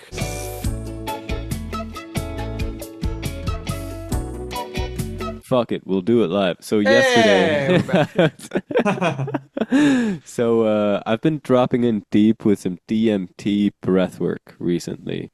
It's been a very interesting new discovery for me, and especially I've been you mentioned weed just a second ago, so I've been hitting the weed, and then I've been doing DMT breathwork. Like we're talking 30-minute, 45-minute sessions of breathing very intensely for 3-4 minutes. And then an exhale hold for up to like 2:30, something like that. So just to be clear, you're not taking any DMT, you're not smoking a drug DMT, you're just doing this breath, which is purported to release DMT in your brain? Yes, and I can't speak to the scientific validity of that. I haven't looked into it, but as far as I can tell, it's legit. But I don't know. I think it's true. I can like add one little thing before you continue just about that, is that I lived with a person who was very, very highly into DMT, and she used to tell me that, spiritual practices like meditation increase DMT, and the way she proved it to herself is she took an MAOI, which is like prevents the breakdown of DMT. It's what's in ayahuasca to prevent your body from breaking it down. And she said through meditation, she was able to go really deep because she was producing DMT through her meditation practice. So like I have not scientifically validated this, but this seemed to be indicate that the body was producing DMT through the spiritual method because it was getting gathered up because she was taking the MAOI. So it could be true. I think it makes sense that it is releasing DMT. What I have heard is that the body is capable of producing it as well. Like it's not something that needs to come from outside it. But anyway, whatever the facts are regarding that, it can put you in a pretty significantly altered state of consciousness, to be sure, to do this type of breath work. And especially, it's very somatic. It's very, it's it's in the body, it's in the nervous system. The best way I can describe it is like it's as if my entire nervous system lights up like a light bulb. You know what I Mm. mean? Like Yeah, I know exactly what you mean. yeah, it's really hard to describe, and I just thought of telling you about this exploration of mine. And by the way, this is exponentially more powerful if you do this after smoking weed, in my experience at least. The trip, the journey that you take becomes exponentially deeper. And same if you smoke weed and hit the sauna, actually. That's been the catalyst for some psychedelic journeys as well for me. Go to the sauna for 15 minutes after smoking some weed, lie down Mm. and just go to outer space. Seriously, it's wild. Um, might be DMT as well, who knows? However that may be, just So, yeah, it so was this breath wild. work, is it meditation or is it just breathing exercise? It's more akin to a breathing exercise, I would say. It's like what you But it might. has both because the focus is always a big part of the process at the same time. Right. I mean, yeah, it's both. I mean, it's in the sense when you said meditation, I assumed the meaning of or perhaps I projected the meaning of calm onto that, and it's definitely not calm. Like it's not kind of, a slow inhale and a slow exhale all Can the you time. demonstrate? Just don't do it for an extended Oh yeah, period. there's yeah, no, I can do it for a while without blasting off, no worries. Yeah. Let's blast off on the podcast. Let's go. All together. The So audience too. there's a few methods, and we usually like there's this great YouTuber, Breathe with Sandy. If anybody wants to find these videos, these are wonderful. He has like tons of these different length videos for all levels of experience with this, and this kind of most intense breath work, it varies. Sometimes it's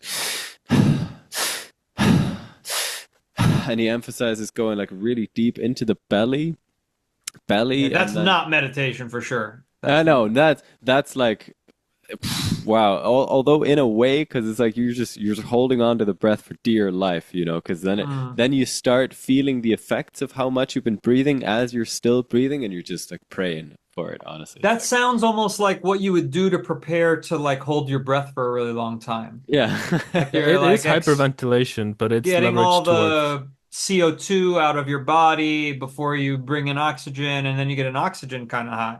yeah. I mean, yeah, it's exactly that. Mhm. It is a CO2. Purge. Yes. And puts you in a very interesting state where you literally just don't need to breathe for a second, for 2 minutes because Yeah, your blood is just it's So oxygenated. yeah. yeah. Like you don't even feel the Ah, need to breathe. It's wild. I've played with this interesting. quite a bit, and you can get very deep with it. I just want to say it's also like this is getting so popularized, and people are playing with this without exactly knowing what you're doing. This can be powerful. Yeah. Like I have actually Hmm. overstimulated my nervous system through this method. So just, word of caution. Like it sounds a little, trivial. Oh, just breathing. No, like No, no, you no, can you no. can go Hmm. deep.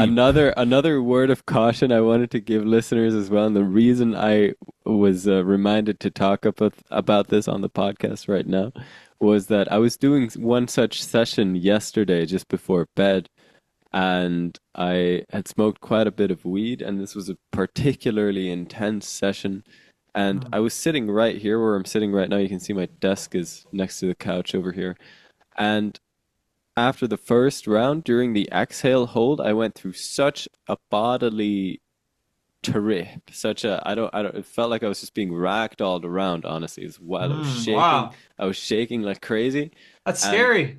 and I was on before I knew it. Like I don't know how I got there, but all of a sudden my head was like all the way down at my desk, and I was banging my head against the desk. Like, and I was putting the headphones in just before when we started the episode, and I was like, "Ow!" Right, my ear still hurts Wow. because I was just. So there could be some kind of physical danger here. Yeah, it's Yeah, yeah. So powerful. so after that journey yesterday, I'll make a point of not having any hard, sharp objects near me when I do this Actually, next time. what Uh, comes up for me now is, Martin speaks about this kind of stuff a lot. Martin Ball, check out I think it's our second episode with him, and he's he speaks about this specific thing in the context of 5-MeO DMT, where your energetic system just gets flooded with massive energy. And how his method that he developed around it was working with symmetry. So you have to lay down on a mattress or on the floor where you can open your body up, and the left and the right hemispheres and your body mirror each other. And in this way, you can open up more. That's at least his theory. And I've heard other people play around with symmetry, and they say it drastically helps for these kinds of situations where energy is just moving through your body. And I think he has a video. It's called Embodying Non-Dual Energy with 5-MeO DMT or something like this, where he's just doing 5-MeO DMT and demonstrating how this looks. And he's just the energy is just taking over his body. He's not in control, but it's all completely stable and symmetrical. So it's you may be actually getting into similar territory that he What's speaks the about. mode of taking 5-MeO? For What him, is he it? You smokes drink it, it? Liagura, he plugs it up the butt. You know, you can snort it also. So Plugs it up the butt? What was yeah, that? Yeah, so some yeah, people do yeah. that. I actually, Finally, this comes up on the podcast. I actually, Finally. I made a song called 5-MeO Pluggers United, so it's about that. I Oh, have not plugged it though. wowzers. Wowzers. I've never Not sure plugged I'm it though. So. gonna The funniest experiment thing with that was one. I was inspired to try it when I heard about this from Helgi, because Helgi was like, "This is." I just said his name with an American accent, by the way. Helgi. I do Hell this. yeah. I'll do this all the time now. It's hard to switch accents. Yeah. Um, so what the what the hell was I gonna say? You were gonna Plugging. wanted to do it up the butt apparently. Right? Yeah, I wanted to try because Hughes was just like, "You got to do it, man. It's the best. It's so clean. Oh, It's like there's it no was in risk the involved. context of There's nothing." ketamine. Right. It was in the context Okay. of ketamine for that, and I was like, "That sounds also for DMT as well. I'm sure you could do weed that way as well. Who knows?" Actually, no. Actually normal DMT. No, you need a specific kind of salt something to do with like it's you can't just plug, or you have to plug a ridiculous amount of normal DMT because of the chemical composition. It doesn't work the same for all But substances. 5-MeO does 5-MeO, work. yeah, Okay, I that see. does work, and ketamine also. Well, So anyhow, so I was like all excited. I asked ChatGPT, I was like, I want to plug weed up my butt. And ChatGPT was like, that's a bad idea. Don't do that without consulting a doctor. yeah, Thank you, go to your doctor. ChatGPT. Thanks. Yeah. So safety first. Saved our friend. Yeah, Uh, That's why I can't be entirely anti-AI once it saves a life. yeah. yeah. Yeah. Yeah. It does. I know somebody like, or I know somebody who knows somebody, who's telling me a story of somebody who like had a chronic illness and nobody could help him, and then he just started to work with the AI to diagnose him, and they found out what's going on, and he got medicine and got a lot Oh better. yeah, So I have it's called TMJ. I used to box and we did sparring and I got punched pretty hard in the fucking jaw and my jaw has been a little painful for a long time and it like pops and clicks out of place. I went to all sorts of therapists and dentists, and I had special devices made so that when I sleep, it wouldn't, be abrasive and painful, and none of that shit ever worked at all. ChatGPT gives me like a 5-point program of what to do every day, what stretches to do, and exactly when to do them, and how often to do them, and pain is gone. right, yeah, Wow. it definitely has so much value and Wild. possibility. It's usually we just have to go through a period of things being chaotic whenever we discover new technology until we learn to kind of manage it. Um, but this brings Yeah, me to a topic I really wanted to talk about because it came up and I've been sure. thinking about this for a while, and it's the topic of regulation, uh, in general. So like it seems to me that every time you have a sufficiently complex system that you need some kind of regulation, uh, so things don't just spiral out of control. Like in terms of your nervous system, you need regulation. In terms of political systems, you need a level of regulation. And a good analogy I heard for a government is a referee in a football match. Uh, that it's there to, a referee can overstep or can referee a game badly either by letting everything fly and then people are just breaking the rules or making up their own rules, or he can over police the game, and Mhm. then the game Mhm. can't flow. Um, and I was just curious because you said you studied political science. I want to dig a little bit into your brain on this topic because it's something I've been thinking about quite a bit. Well, I think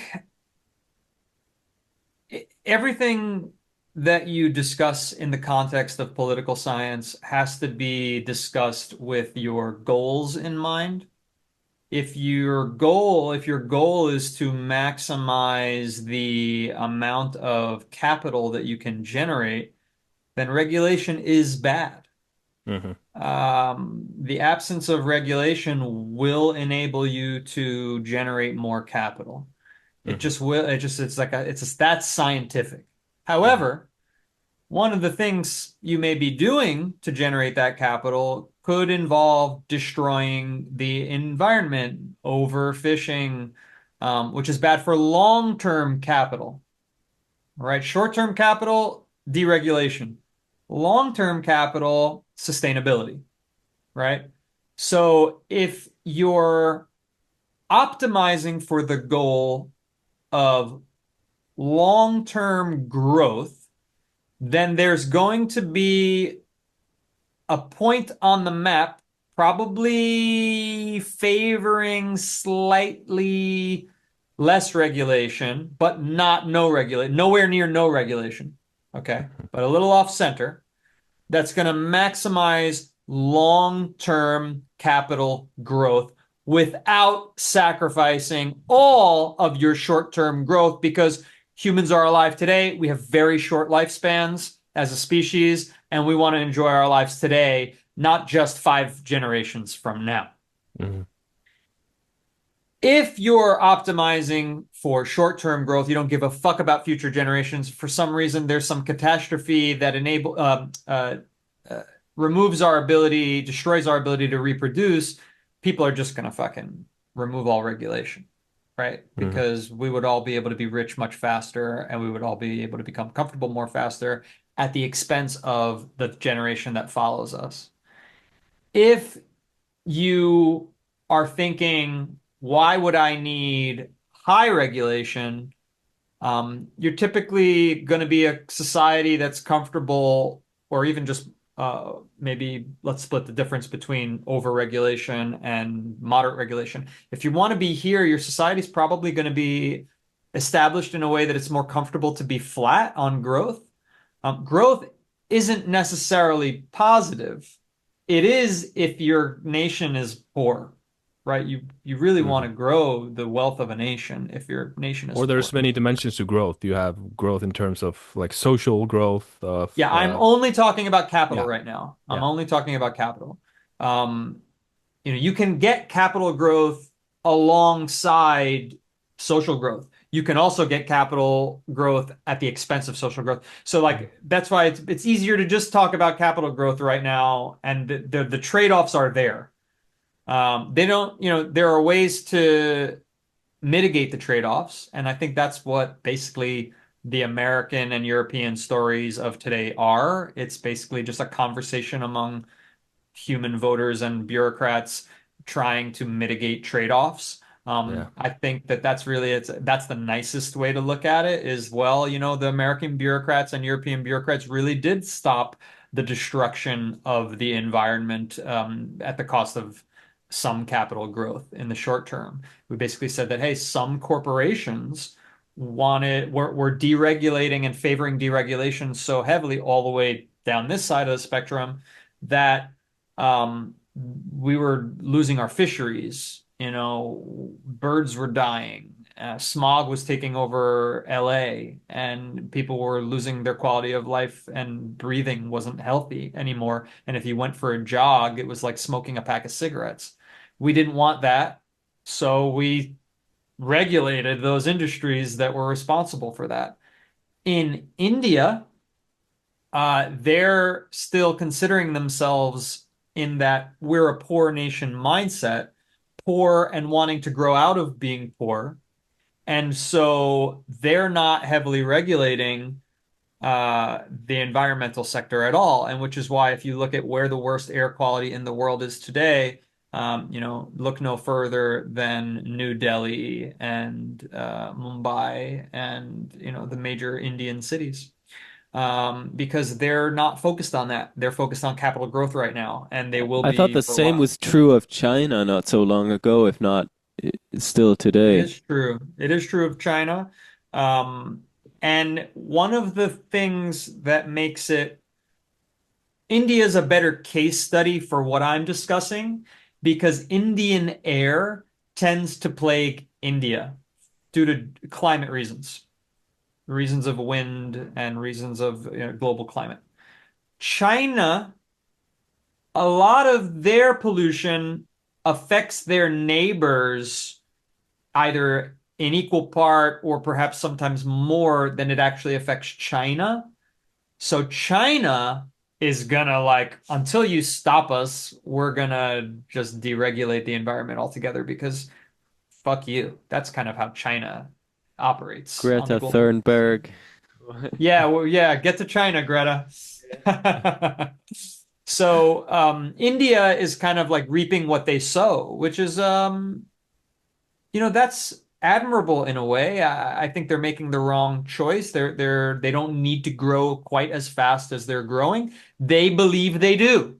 They believe that if we don't grow fast enough, China will come and take our land and territory and influence our people, and we'll lose our autonomy. That feels very real to India. China doesn't feel threats from anybody in the world. They are a what's called a hegemon. Now, a hegemon is typically when there's only one superpower. The United States was the global hegemon for like 100 years, but now we are in what political scientists vastly and widely agree on is a bipolar hegemony, Hmm. where there are two hegemon, the United States, which really governs a lot of European policy, and China, And it which actually seems to be shifting more towards China, or they seem to be better prepared in terms of infrastructure and many other factors to take the lead globally. what the American Republican Party will tell you is that China's ability to not regulate the environment, to not regulate anything that they don't give a shit about, is an unfair advantage to China. Therefore, America needs to deregulate and care less about the environment because who wins the capital game is who wins the world. Yeah, it That's sounds like a shit spiral. it. Exactly correct. That's exactly correct. It is a fucking shit spiral, and it's happening, and it's real. And the argument, uh, sadly, there's logic to it because if we can't stop China, they will win the capital game. They will win the capital race, and by amassing capital, they can give that capital to other nations, which will buy them over to the Chinese way of governance, which does not have democracy, which has authoritarianism. American authoritarianism is real, but we also have ways of mitigating it over time and sorry, my camera seems to be malfunctioning, but We're back. yeah. So I don't want to go too much deeper into this because then it will get into like collegiate level here. Yeah, This but it's is it's very interesting. so interesting, so Yeah. cool. I feel really inspired by this conversation. I Yeah, and felt Yeah. it brings me to another part. It's Oh, next go ahead. month in January we're gonna have some people on that are experts in integral theory and spiral dynamics. I don't know if you're familiar with those models. No. No. Okay, but it's basically me neither. models of human development on individual and collective levels. And they describe very well how society and individuals move through these different stages. So you're basically speaking about different societies that are at different stages of development. And in some stages, what you need is different to what you need. Like when you're developing, you need to grow faster. And when you've established a level of security, you can start to focus on social growth more. So I Yes, think that's going to be very I agree. interesting to dive into. Leo Gura has amazing content linking this to politics. Long, good video. It's called "How Society Evolves," where he brings in data from the World Value Survey and shows trajectory how societies move from survival-based values to self-expressive values, and how this is just a trend that never breaks. That Mm. over time, given security, societies will turn more liberal essentially, or more open and more accepting of homosexuality and people expressing themselves differently. And he makes the case that the conservatives of today, or yeah, the conservatives of today are the liberals of yesterday, essentially. So like this is the trajectory that society evolves. But Yeah, recommend checking it out. It's really good. I think that reminds me of a concept that I really like, which is I think it is true that as you grow the world's wealth, you potentially can make the world a better place. But I also think it's true that in pre-capitalism, had we created a different had a different governance style or social growth style been seeded then and it memed around the world, meme as in it was interesting enough to humans that they wanted to copy it rather than agrarian capitalistic society, I think we could have had a less competitive uh, current world Mhm. because I Wait, want what to. was the alternative to capitalism you mentioned? Sorry. So I'm saying before even we You go fucking commie. agrarian, commies are people who are trying to end capitalism today. I'm just doing a thought experiment. I'm just kidding. I'm sorry. Um, I did vote for Bernie. Uh, Trump would call me a commie. My very He own has no president. idea what that means. So I can't define an alternative, but there's a really clever book called Ishmael, and then it has a sequel called The Story of B. Ishmael is a fabulous philosophical idea. It's not a work of political science. It's a philosophical idea that prior to the dawn of massively expanding agricultural societies, when we just lived with gardens and hunting and gathering and preserving meat and preserving foods that we grew on small scale, that if that was the meme, where if all of the humans copied that, that we would not have the scale of environmental destruction that we have today. Totally. That Except, but it still doesn't like that presents a whole bunch of problems still with how humans would have developed an ability to logistically make trade happen at the scale at which it happens today, which is what large to a large part gives us the quality of life that we have, you know. So I think, yeah, I see what you're saying. Yeah. agree. Everything you always have to think of in terms of just trade-offs. Um, However, I think the real issue with the meme that we did follow is that the meme is about winning a competition rather than human evolutionary story, which according to Darwin was about cooperation. Mm, Darwin assigns the key human component as cooperation. That's what set our species apart, our ability to cooperate and to form societies. And people misunderstand this. People tend to, especially in capitalistic Yes, they cultures, do. tend to overemphasize the competitive part and underemphasize the cooperation part because it doesn't suit the narrative. To the point of even misquoting the phrase as survival of the strongest or only the strong survive or Hmm. it's actually survival of the fittest, and fit did not mean who's the most physically fit and can swing a sword the hardest. It meant who is fit for their environment best, Yeah, yeah. which does not apply today at all. Humans are not evolving anymore. We do right, not evolve. We are not geographically siloed anymore, so we have nothing to evolve right. for. And a very interesting thought about this. I was listening to Nix, our friend. She was on the podcast too, and she was talking. Part of the reason why humans had evolutionary advantage is because we're so physically vulnerable. So we need to cooperate. Absolutely. We have babies and you got to hold them. You got to hold these babies for a long time. Yeah. Yeah, because if we have had giant shells and these crazy, dangerous Right. teeth, maybe we didn't need to cooperate Just as keep much. fucking eating everybody. Yeah, Yeah, yeah. right. But just Mhm. So it's a very interesting, fact to have a Absolutely. look at. Yeah. And just to round off the whole political science discussion here, it's because we are stuck in the mimesis, silly word, but stuck in the mimesis of Memesis. competition. That's a real word. Uh, Like meme, except fancy. yeah, yeah, Yeah. yeah. Well, meme comes Except from five memetics. Yeah. PhDs. Thank you. Right.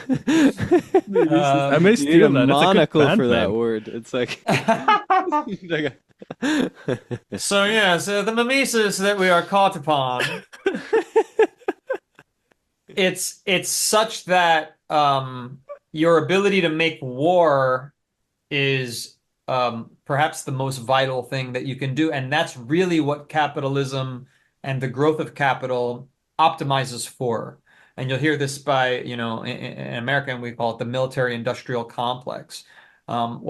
Some say that the military-industrial complex is the offspring of the deep state of these evildoers and da, da. I say that the military-industrial complex is capitalism. That's Mhm. actually that's all that it ever was how can we grow as rapidly as possible to create our fighting force, to make it better technologically, to make it more sustainable. This is what Rome was. Rome was the best fighting force in the world. This is what Yeah. China was. It was Yeah, the best fighting force in the it's world all when just a they grow. it's just a big old penis measuring competition. It's all around the Yes. scale. Just who Eh, can grow the biggest. Who Except not only it's also it's also and who not can only about measuring the penis, it's that if my penis is the same size as yours on average, I have to castrate you yeah. so that my penis will be bigger. And also my That's what penis it is is. so big that I can beat everybody with it. It's Yeah, like yeah. it's absolute domination. That's Yeah. And a we're lot. caught in that. That's our world right today. Yeah, That's our world. dude, That's the Mises. it's Mimesis. the mimesis. The mimesis of today, it's very masculine, is what I would say. That's what came up for me as you were sharing that. Just really, really, really masculine, energy driven, all of it. Just competition Hmm. all the way. And status symbols as well. That's something that Mm. came up for me a lot when I was in the US for the first time just a couple of weeks ago. Yes, And yes. I went to San Francisco and I just saw these huge ass buildings. You should have seen me in the street with my small town boy face, just like what? What is this? Like what? How does one build stack bricks this high? What? And then How do you you have do that? hordes and hordes of homeless people on the street. And Yeah, yeah, I have a yeah. friend in the US. She said, the US is just a third world country with a Gucci belt. And, it's maybe not entirely true, but there's a grain of truth in it. It's just like some people are doing super well, but a lot of people, man, they're There's scraping yeah, by. the wealth is really, Yeah. really, really. And There it's, was a recent study that said they reevaluated the poverty line in America. Where should the poverty line be? Today, I think we say that poverty is on average, depending on what state you live in, it varies, but on average, it's like 38,000 US dollars per year in salary. In New Jersey, where I live, it's probably, they would say 48,000 because I live in a substantially more expensive part of the country, being our proximity to New York City, which is one of the most expensive places to live in the world. However, they say the study, and I read it, and it was very compelling. They say that the real poverty line, if you adjust when the original poverty line was created and using the same math that created that poverty line, not just adjusting for inflation, but adjusting also for the logic of what a poverty line means. Your ability to clothe yourself, your ability to feed yourself, your ability to feed a family of a certain size, your ability to pay your rent or own a home, and things like that. They determined that the real American poverty line, adjusted for those factors, is closer to 120 something thousand dollars in America. So whereas we Like are very annual income, you mean? annual income, yeah, annual Wow. income, which is not anywhere near the average income in our country. So yeah, it's way out of hand, and We have seen in our country the age for someone to purchase their first home has gone from being in the mid 20s of life to being in the late 30s. So we've lost a decade of time in purchasing property. And that's true for me. I bought my first home when I was age 36, I think. I'm near that. I am that age, or I'm 37 right now, or whatever the fuck I am, because I bought my house about 18 months ago or something. My wife is a couple years older than me, so that was her first home as well, and she was 38. So I mean, that's late. That's late, late, late, for what was the norm in America, in a country where we have so much land, Yeah, where yeah. they're so easy to have land. I mean, but yet we can't get it anymore. We just can't afford it anymore. So this And is, then you have people that are approaching trillionaire status. yes, Uh, we do. That's and right. Isn't that interesting? I was watching a little documentary. I don't know if you know Johnny Harris. Um, No. he does these deep dives into topics on YouTube and really cool visuals and like very high quality journalism in my opinion. And he just took a little deep dive into just how it looks to be a billionaire and just all the types of stuff you're doing, the company, the property you're buying, the yachts and all this stuff. And you don't really get a sense for the obscenity of this until you see it. And I watched this on ketamine. And I was just like, it just dawned on me like, God damn, this is hell. Like, like living through this life, the amount of fucking stress and stuff that's going on and endless seeking for more and more. It's just like, God damn, like I would probably rather be homeless than to live through this. It's Hewkii came on me with that just after the trip, like, Timmy, I've just realized billionaires, That we're in hell. their lives actually suck. Well, I think I'd take their money without fear. That's what I said. sure. That's exactly what I said.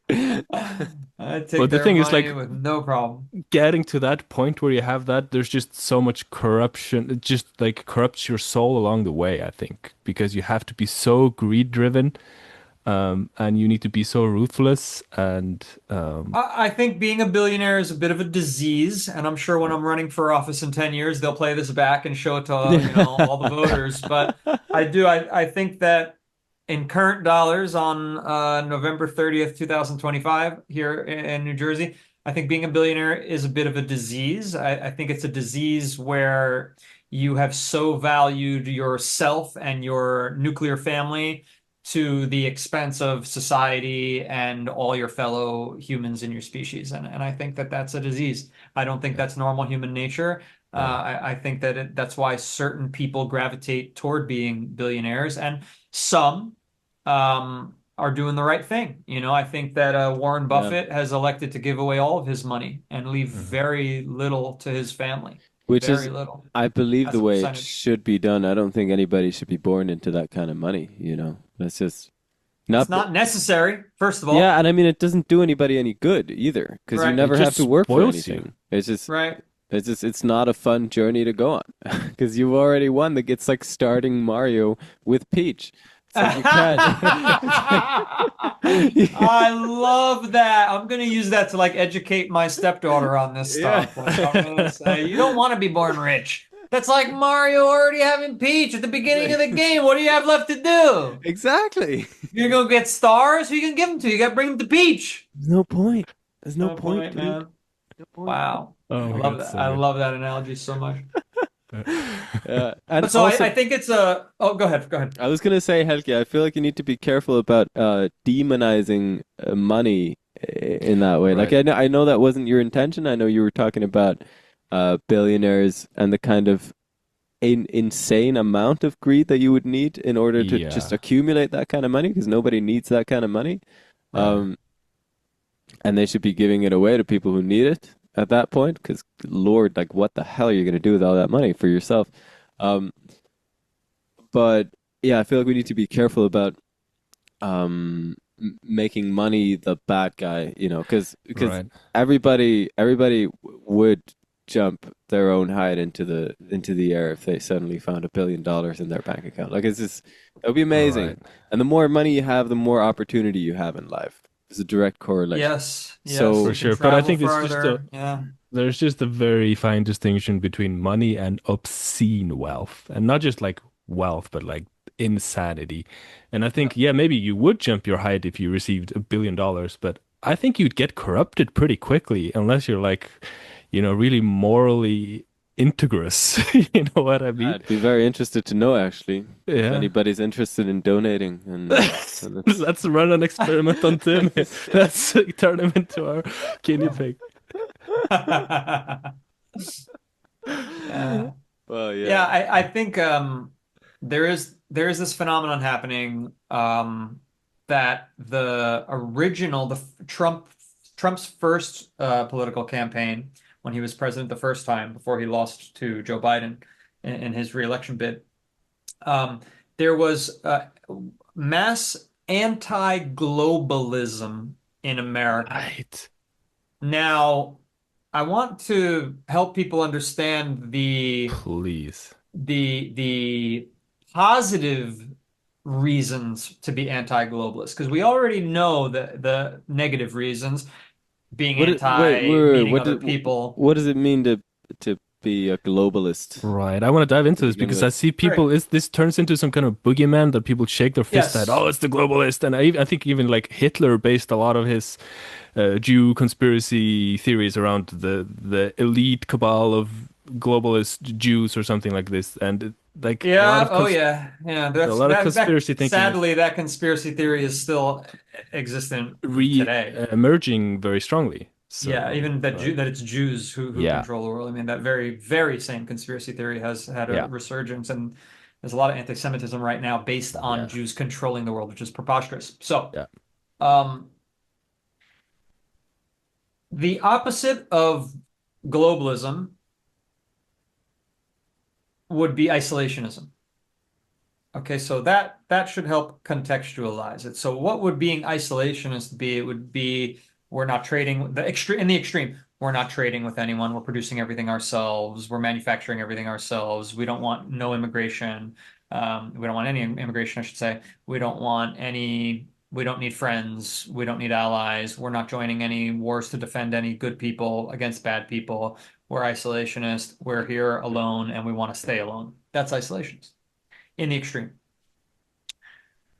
Globalism in the extreme would be open borders, would be no controls over immigration or trade, would be just, if your nation wants to come and profit off of our nation, again, in the extreme, you could come and exploit our land and sell it back to people in your home country and sell our resources. That's in the extreme. Okay, but what globalism also is, uh, present day, it's multinational corporations. So we love here in America, we love national corporations. We love American car makers. They export American cars to foreign countries. Those countries buy the cars made in America. Okay, but what happened American when muscle. That's yeah. but those companies have started to have aspirations to become multinational corporations where now the car is not made in America, it's made in Mexico and then shipped into America because there's a competitive advantage to producing with cheaper labor in Mexico, not paying American workers, paying Mexican workers, and now they'll ship those cars from Mexico to Europe, from Mexico to China, from Mexico to wherever it needs to be sent for them to make money. Now they may be making factories in China to sell cars to China, which is something that Tesla, which is one of the biggest American car manufacturers today, is doing. Tesla has major factories in Germany, Texas, and also China. But the cars they sell to America are made in America. That's intriguing for people. They are using American labor, American engineering, American mind power, but they're not shipping to China from America. They're building factories in China. Okay. this is the way capitalism works. You can't avoid it. There's no way ever possible that making cars in America and shipping them everywhere is going to be cost advantageous. It's going to cost the most money possible. We're the richest people. We get paid the most money. To produce here is more expensive. And now you got to pay shipping to get it to another country. You can avoid all that. You can go straight to China. The wages are super low. You don't have to pay shipping on anything. They're making the material, the source materials there. A lot of metal we have to get from China and bring to America, right? So being anti-globalist is saying, as a constituent, as a civilian, is saying, I want anything I purchase in America to be made in America. I want the metal that goes to be manufactured in the plant to also be sourced in America, so long as we can. I want rare earths to come from America. Now, there are good reasons for these things. Okay, Well, it this would be the same happens. as protectionism is another word for Yeah, this, and yeah. being That against that's what outsourcing. tariffs are. Right. Okay. Yeah, tariffs are a form of are a tool for protectionism, Right. right? Which Okay. is what Trump is doing. Because what it does is it artificially a tariff is a tax that artificially raises the price of goods from other nations, which makes our prices for the goods that are grown here or produced here more competitive. Okay, so by saying so, China has cost advantage against America in almost everything. Not everything, but almost everything. So for me, I want to buy this koozie. It's made out of metal. It's 100% going to be made in China. I cannot buy this koozie because it's made out of this kind of material from America because we're not producing this material. So in order for that to happen, we'd have to first ship heavy ass raw steel to America to then manufacture it here. That doesn't make financial sense. Okay? But people want that to happen. People want us. Well, why aren't we making our own metal? Why are, it's a resource issue. We're not building these factories. We're not building these mines. We're not, et cetera, et cetera.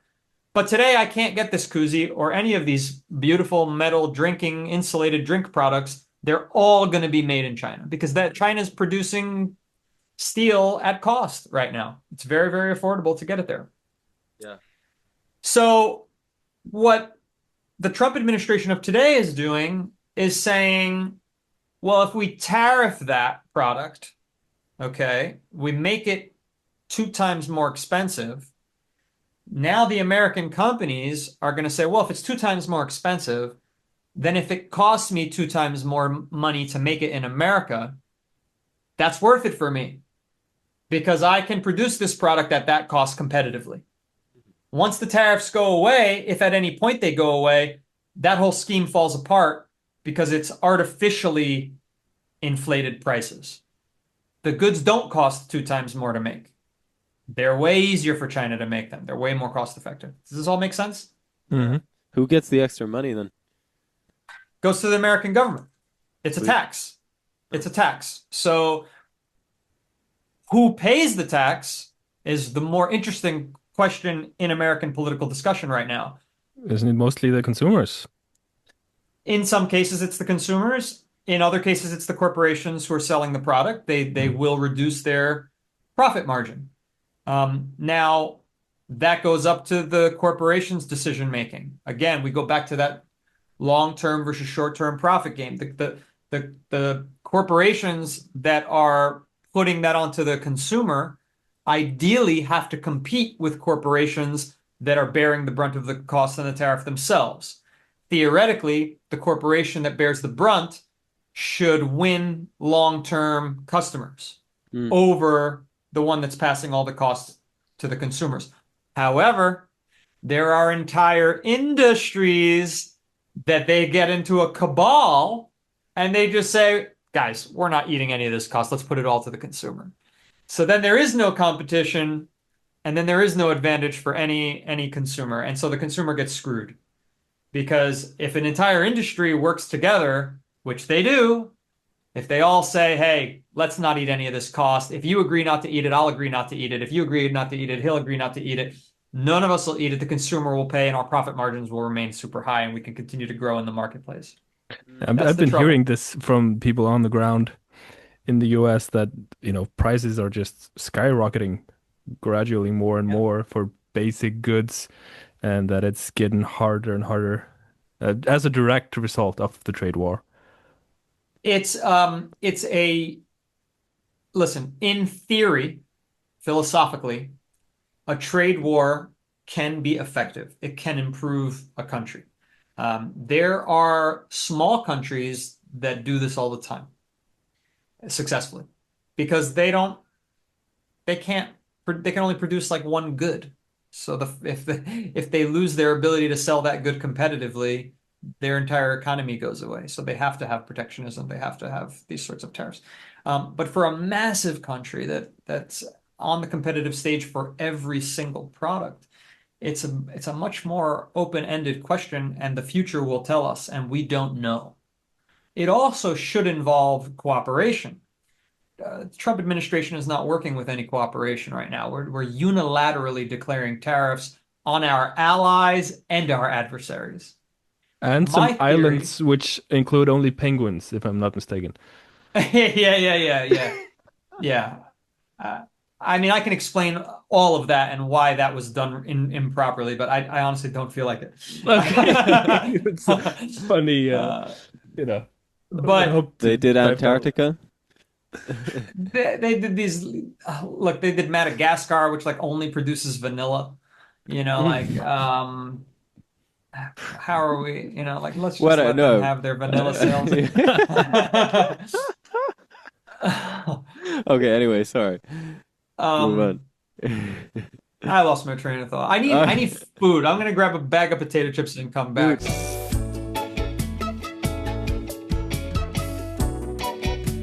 Oh, I had one greater thought that I was trying to get to, but Yeah, I felt like there was a trajectory going on here. yeah, but it was hard to get to. But the anti-globalist idea that we were discussing. So That's it. That's it. So I explained one piece of it, which is that, Americans in particular, and this has also obviously happened with Brexit. That was an anti-globalist decision by the UK. They decided to leave Europe. They wanted to get rid of lots of the people who were transients who were coming in to get work and then going back to their home countries. They felt there weren't enough jobs for the actual citizens of the UK. That was one of the reasons that that was politically popular. Um, Even though it caused great economic harm to the country because of how many other things it took away from them, how many other trade deals and anyway. In America, we do feel that there aren't enough jobs and there aren't enough good paying jobs. So one of the things we are trying to do with limiting immigration is to make sure that every American citizen is employed, which currently is not the case, right? So and has a good job, a job that pays well. So that's one piece of anti-globalism that's pretty easy to understand. It's A plus B equals C. But there's another piece that's a little more complex, which is happening only in the bureaucracy. This is with multinational corporations. It's not about cost competitiveness. It's more about becoming insulated to any given nation's laws, becoming more powerful than the nation state. It's a business class that has their wealth sufficiently protected. The doggy is scratching himself. Um, It There we go. was a good book. Riker. Good little scratch right there, Riker. Interrupting the podcast with some jingling. So there's this class of person that's in the 1%, we would say, 1% financial wealth, um, who their wealth is spread across banks all over the world. So if any one nation gets into a tizzy with that person, they can only seize some fraction of that person's assets.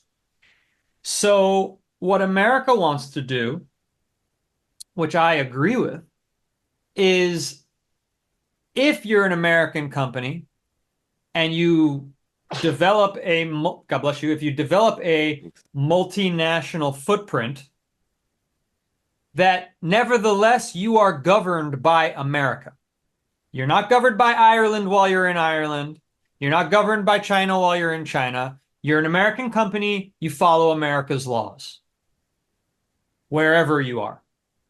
Okay. And of course, you also have to follow the host country's laws within that country. But for taxation and for citizenship, you have to follow the American guidelines. Currently, that's not the case. Um, Companies are moving their headquarters in particular to Ireland because Ireland has extremely favorable taxes for those corporations because Ireland wants to create jobs for itself. It doesn't have much industry and it wants to develop an industry. So it's saying, hey, tired of those high American taxes, tired of those high British taxes, move over to mainland Ireland, put your headquarters here. We'll tax you at some tiny, tiny, tiny rate. You'll keep all your money. But move some employees over to Ireland. Hire some Irish people to do the job. Well, this is extremely disrupting to any nation that's trying to govern itself. So if you are a left-wing person such as myself and you hear that other nations are doing this, you are going to get sucked in the trap very quickly where you have to become more Republican and right-leaning because you have to say, oh no, if we tax them too high, they'll run away to Ireland. Or insert country here, but Ireland is a very real example. And that's what the Republicans are telling the Democrats. Hey, we can't have high taxes. We cannot have a good social safety net. We cannot drag that money in because our companies will move. They'll run away to other opportunities because that's globalism. Globalism is living in a world where you don't have citizenship in one nation. That's nationalism. You have citizenship. You're a global citizen. You can move your money anywhere. And it's very dangerous to nations because if the 1%, which is the only percent that has freedom of purchasing citizenship anywhere they want and establishing entire organizations anywhere they want, if they can do that, then you cannot regulate them. They become ungovernable. So that's, I think, one of the issues that globalism is actually, anti-globalism is correct on. Right. I mean, I think globalism is something it sounds really good in principle, and I think like that should, I guess, be the trajectory of humanity, that we start to function more as a unified globe, not just as competing nations. But right now, it seems that that offers a bit of a cop out for corporations. They can exploit that sentiment for their own personal gain. So it seems to just be this kind of dynamic interplay of selfishness across the board. Unfortunately. Yeah, That could be a song title of yours, Hewkii. the dynamic interplay and selflessness. I think reality is doing this because, sometimes you gotta be selfless to be selfish and vice versa. So it's definitely not so clear cut, but it's definitely super, super interesting because you put a lot of things into perspective for me that I've been grappling with for a while, and it's hard to really get like top quality insight into these specific topics because like most of the people speaking about politics online, like it's just hard to find like very well read smart people in the topic. It's mostly just like grifters and entertainers speaking about politics in the public. Yeah, it's Well, just a show.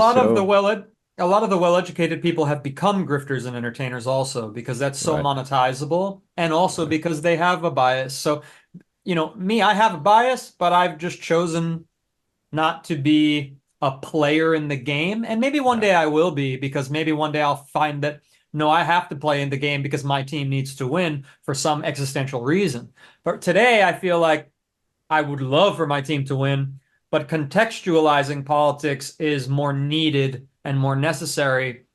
And so whenever I talk to anybody, I try to explain to them their opposite in a way that they can understand it without hating it, you know? Right.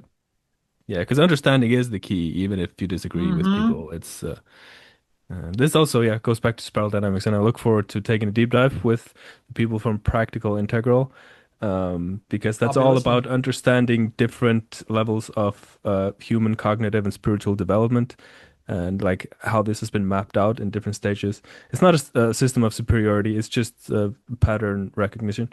So it's stick around for that. It's gonna be fun. Should be coming in January, and maybe we can relate On the this. next episode of the Oh, Hewkii and next Flammeus time. Show. Well, it won't be the next one, but soon enough, soon enough. Yeah, I had a thing to say about how to, well, okay, that might open up a rabbit hole that we can't dive down this time. But I was gonna open up a rabbit hole. It's gonna tear us all a new one. Actually, put With in the cliffhanger. This is how you hook Yeah, people. yeah. That's how I come okay, back for a third appearance. all right, yes. So what I was gonna say was, I'm saying I'm going to introduce something and then just not showing them. I thought that was a hilarious thing to do. That was funny. I gotta Hilariously say. cruel. Hilariously cruel. Well, all right, dear listeners, Dane has called me out on it. I can't sit on my conscience anymore. I must tell you what it is that we'll actually be discussing next time whenever Dane's on here, and it has to do with this book that I'm reading by an author that I am very very much into. Perhaps you've heard of him, Adam Grant. It's his book called Think Again, and it's all about how to have those uncomfortable conversations with people that you really, really, really disagree with on something. Basically, I mean, by and Okay. large, it's about rethinking your view, your worldview, and your egoic structure, etc. And a portion of the book deals with how to deal with those conversations when you're speaking when you're in conversation with somebody who's really on the opposite side of the spectrum. And basically what I felt called to say was that what seems to be a very effective approach for that is to make it clear to both parties that the issue at hand is very complicated, and that the two Hmm. opinions represented by the individuals in the conversation are only two of a vast multitude of opinions or biases that people could have, because this topic is so complex and there's so many different things to consider. And that usually makes people go, ah, yeah, I guess there is stuff that I haven't considered. It kind of It's opens very people up to. postmodernist stuff. You. Yeah. It kind of, well, it was very interesting because this book brought up like a couple things that I thought might work, but didn't turn out to work in conversations like that, like showing understanding for their side or listening more than you speak. And I was like, yeah, that should work. And the book was like, actually, research shows it doesn't. What you got to do is this. I was like, oh, Hmm. all right. So you got to, Well, to hear my thoughts on that, you'll have to tune in the next time I'm on here. yeah. Well, Podcast. it's been an absolute pleasure again, Yeah, Dane. man. Thanks so much for coming on. Thanks so much for inviting me back. It was a pleasure for me as well. I appreciate you guys very much. Likewise, Likewise, brother. likewise. Thank you everybody for listening. This week's outro song is my song Nostalgic from my first album, The Guy in Mind, released in 2017. It's quite different to some things I do. This was when I was starting to play around a bit with lo-fi hip hop.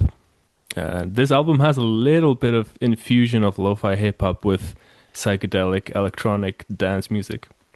So it's kind of a dark lo-fi hip hop ambient song, where I'm playing with a very interesting chordal pattern. So he's grabbing the guitar, he can Yeah. demonstrate it. We're getting the guitar.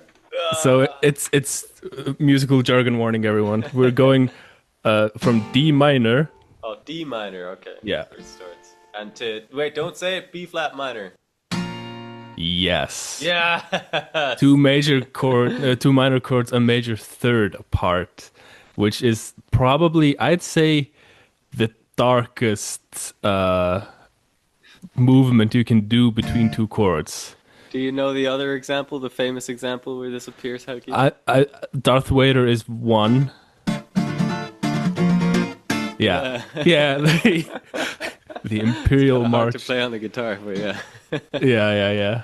I mean, there's a reason why they picked that one for that context. It's very dark. Yeah. But the funny thing I do with this song is, so these two chords are moving throughout most of the song, but then in the end, instead of going down to another minor chord, a major third down, it's actually a major chord, and that just suddenly feels like a big relief. It's like, oh, finally, it's gone from this dark tonality to suddenly something a little bit more friendly. Right. I'm gonna be frank. When that hit, I was like, oh, I wanted more of the darkness.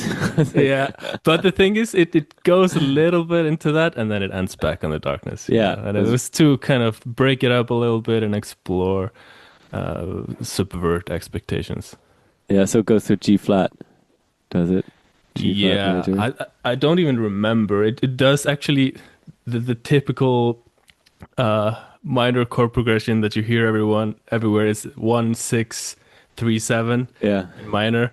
I picked up on this when I was like 11 years old. I was like, wait, all the pop songs have the same chord progression, yeah. and and then I decided I was not going to use it unless I would kind of hide it almost, or make it a little bit more subtle because it almost felt like cheating. It's so catchy. Yeah, there's a reason it gets used a lot. Mm. Yeah. So I kind of broke it up rhythmically. It's not just like, broken up 1 6 3 7. It's lands differently in the rhythm. Yeah, yeah. So, I didn't even register that it was that chord progression when I was listening. exactly. It's Yeah, that interesting. was that was the point. But if you definitely feel the catchiness of it and the movement from the 3 to the 7 always for me is like, oh, it's very orgasmic. Ba ba And then home. Yeah. ba. So Yeah, good. it's a magical mix. Well, everybody enjoy the chord progressions. I'm sure you'll know what we're talking about immediately as the song kicks off with that piano melody, that sparse, arpeggiated piano melody going through D minor and B flat minor alternatingly.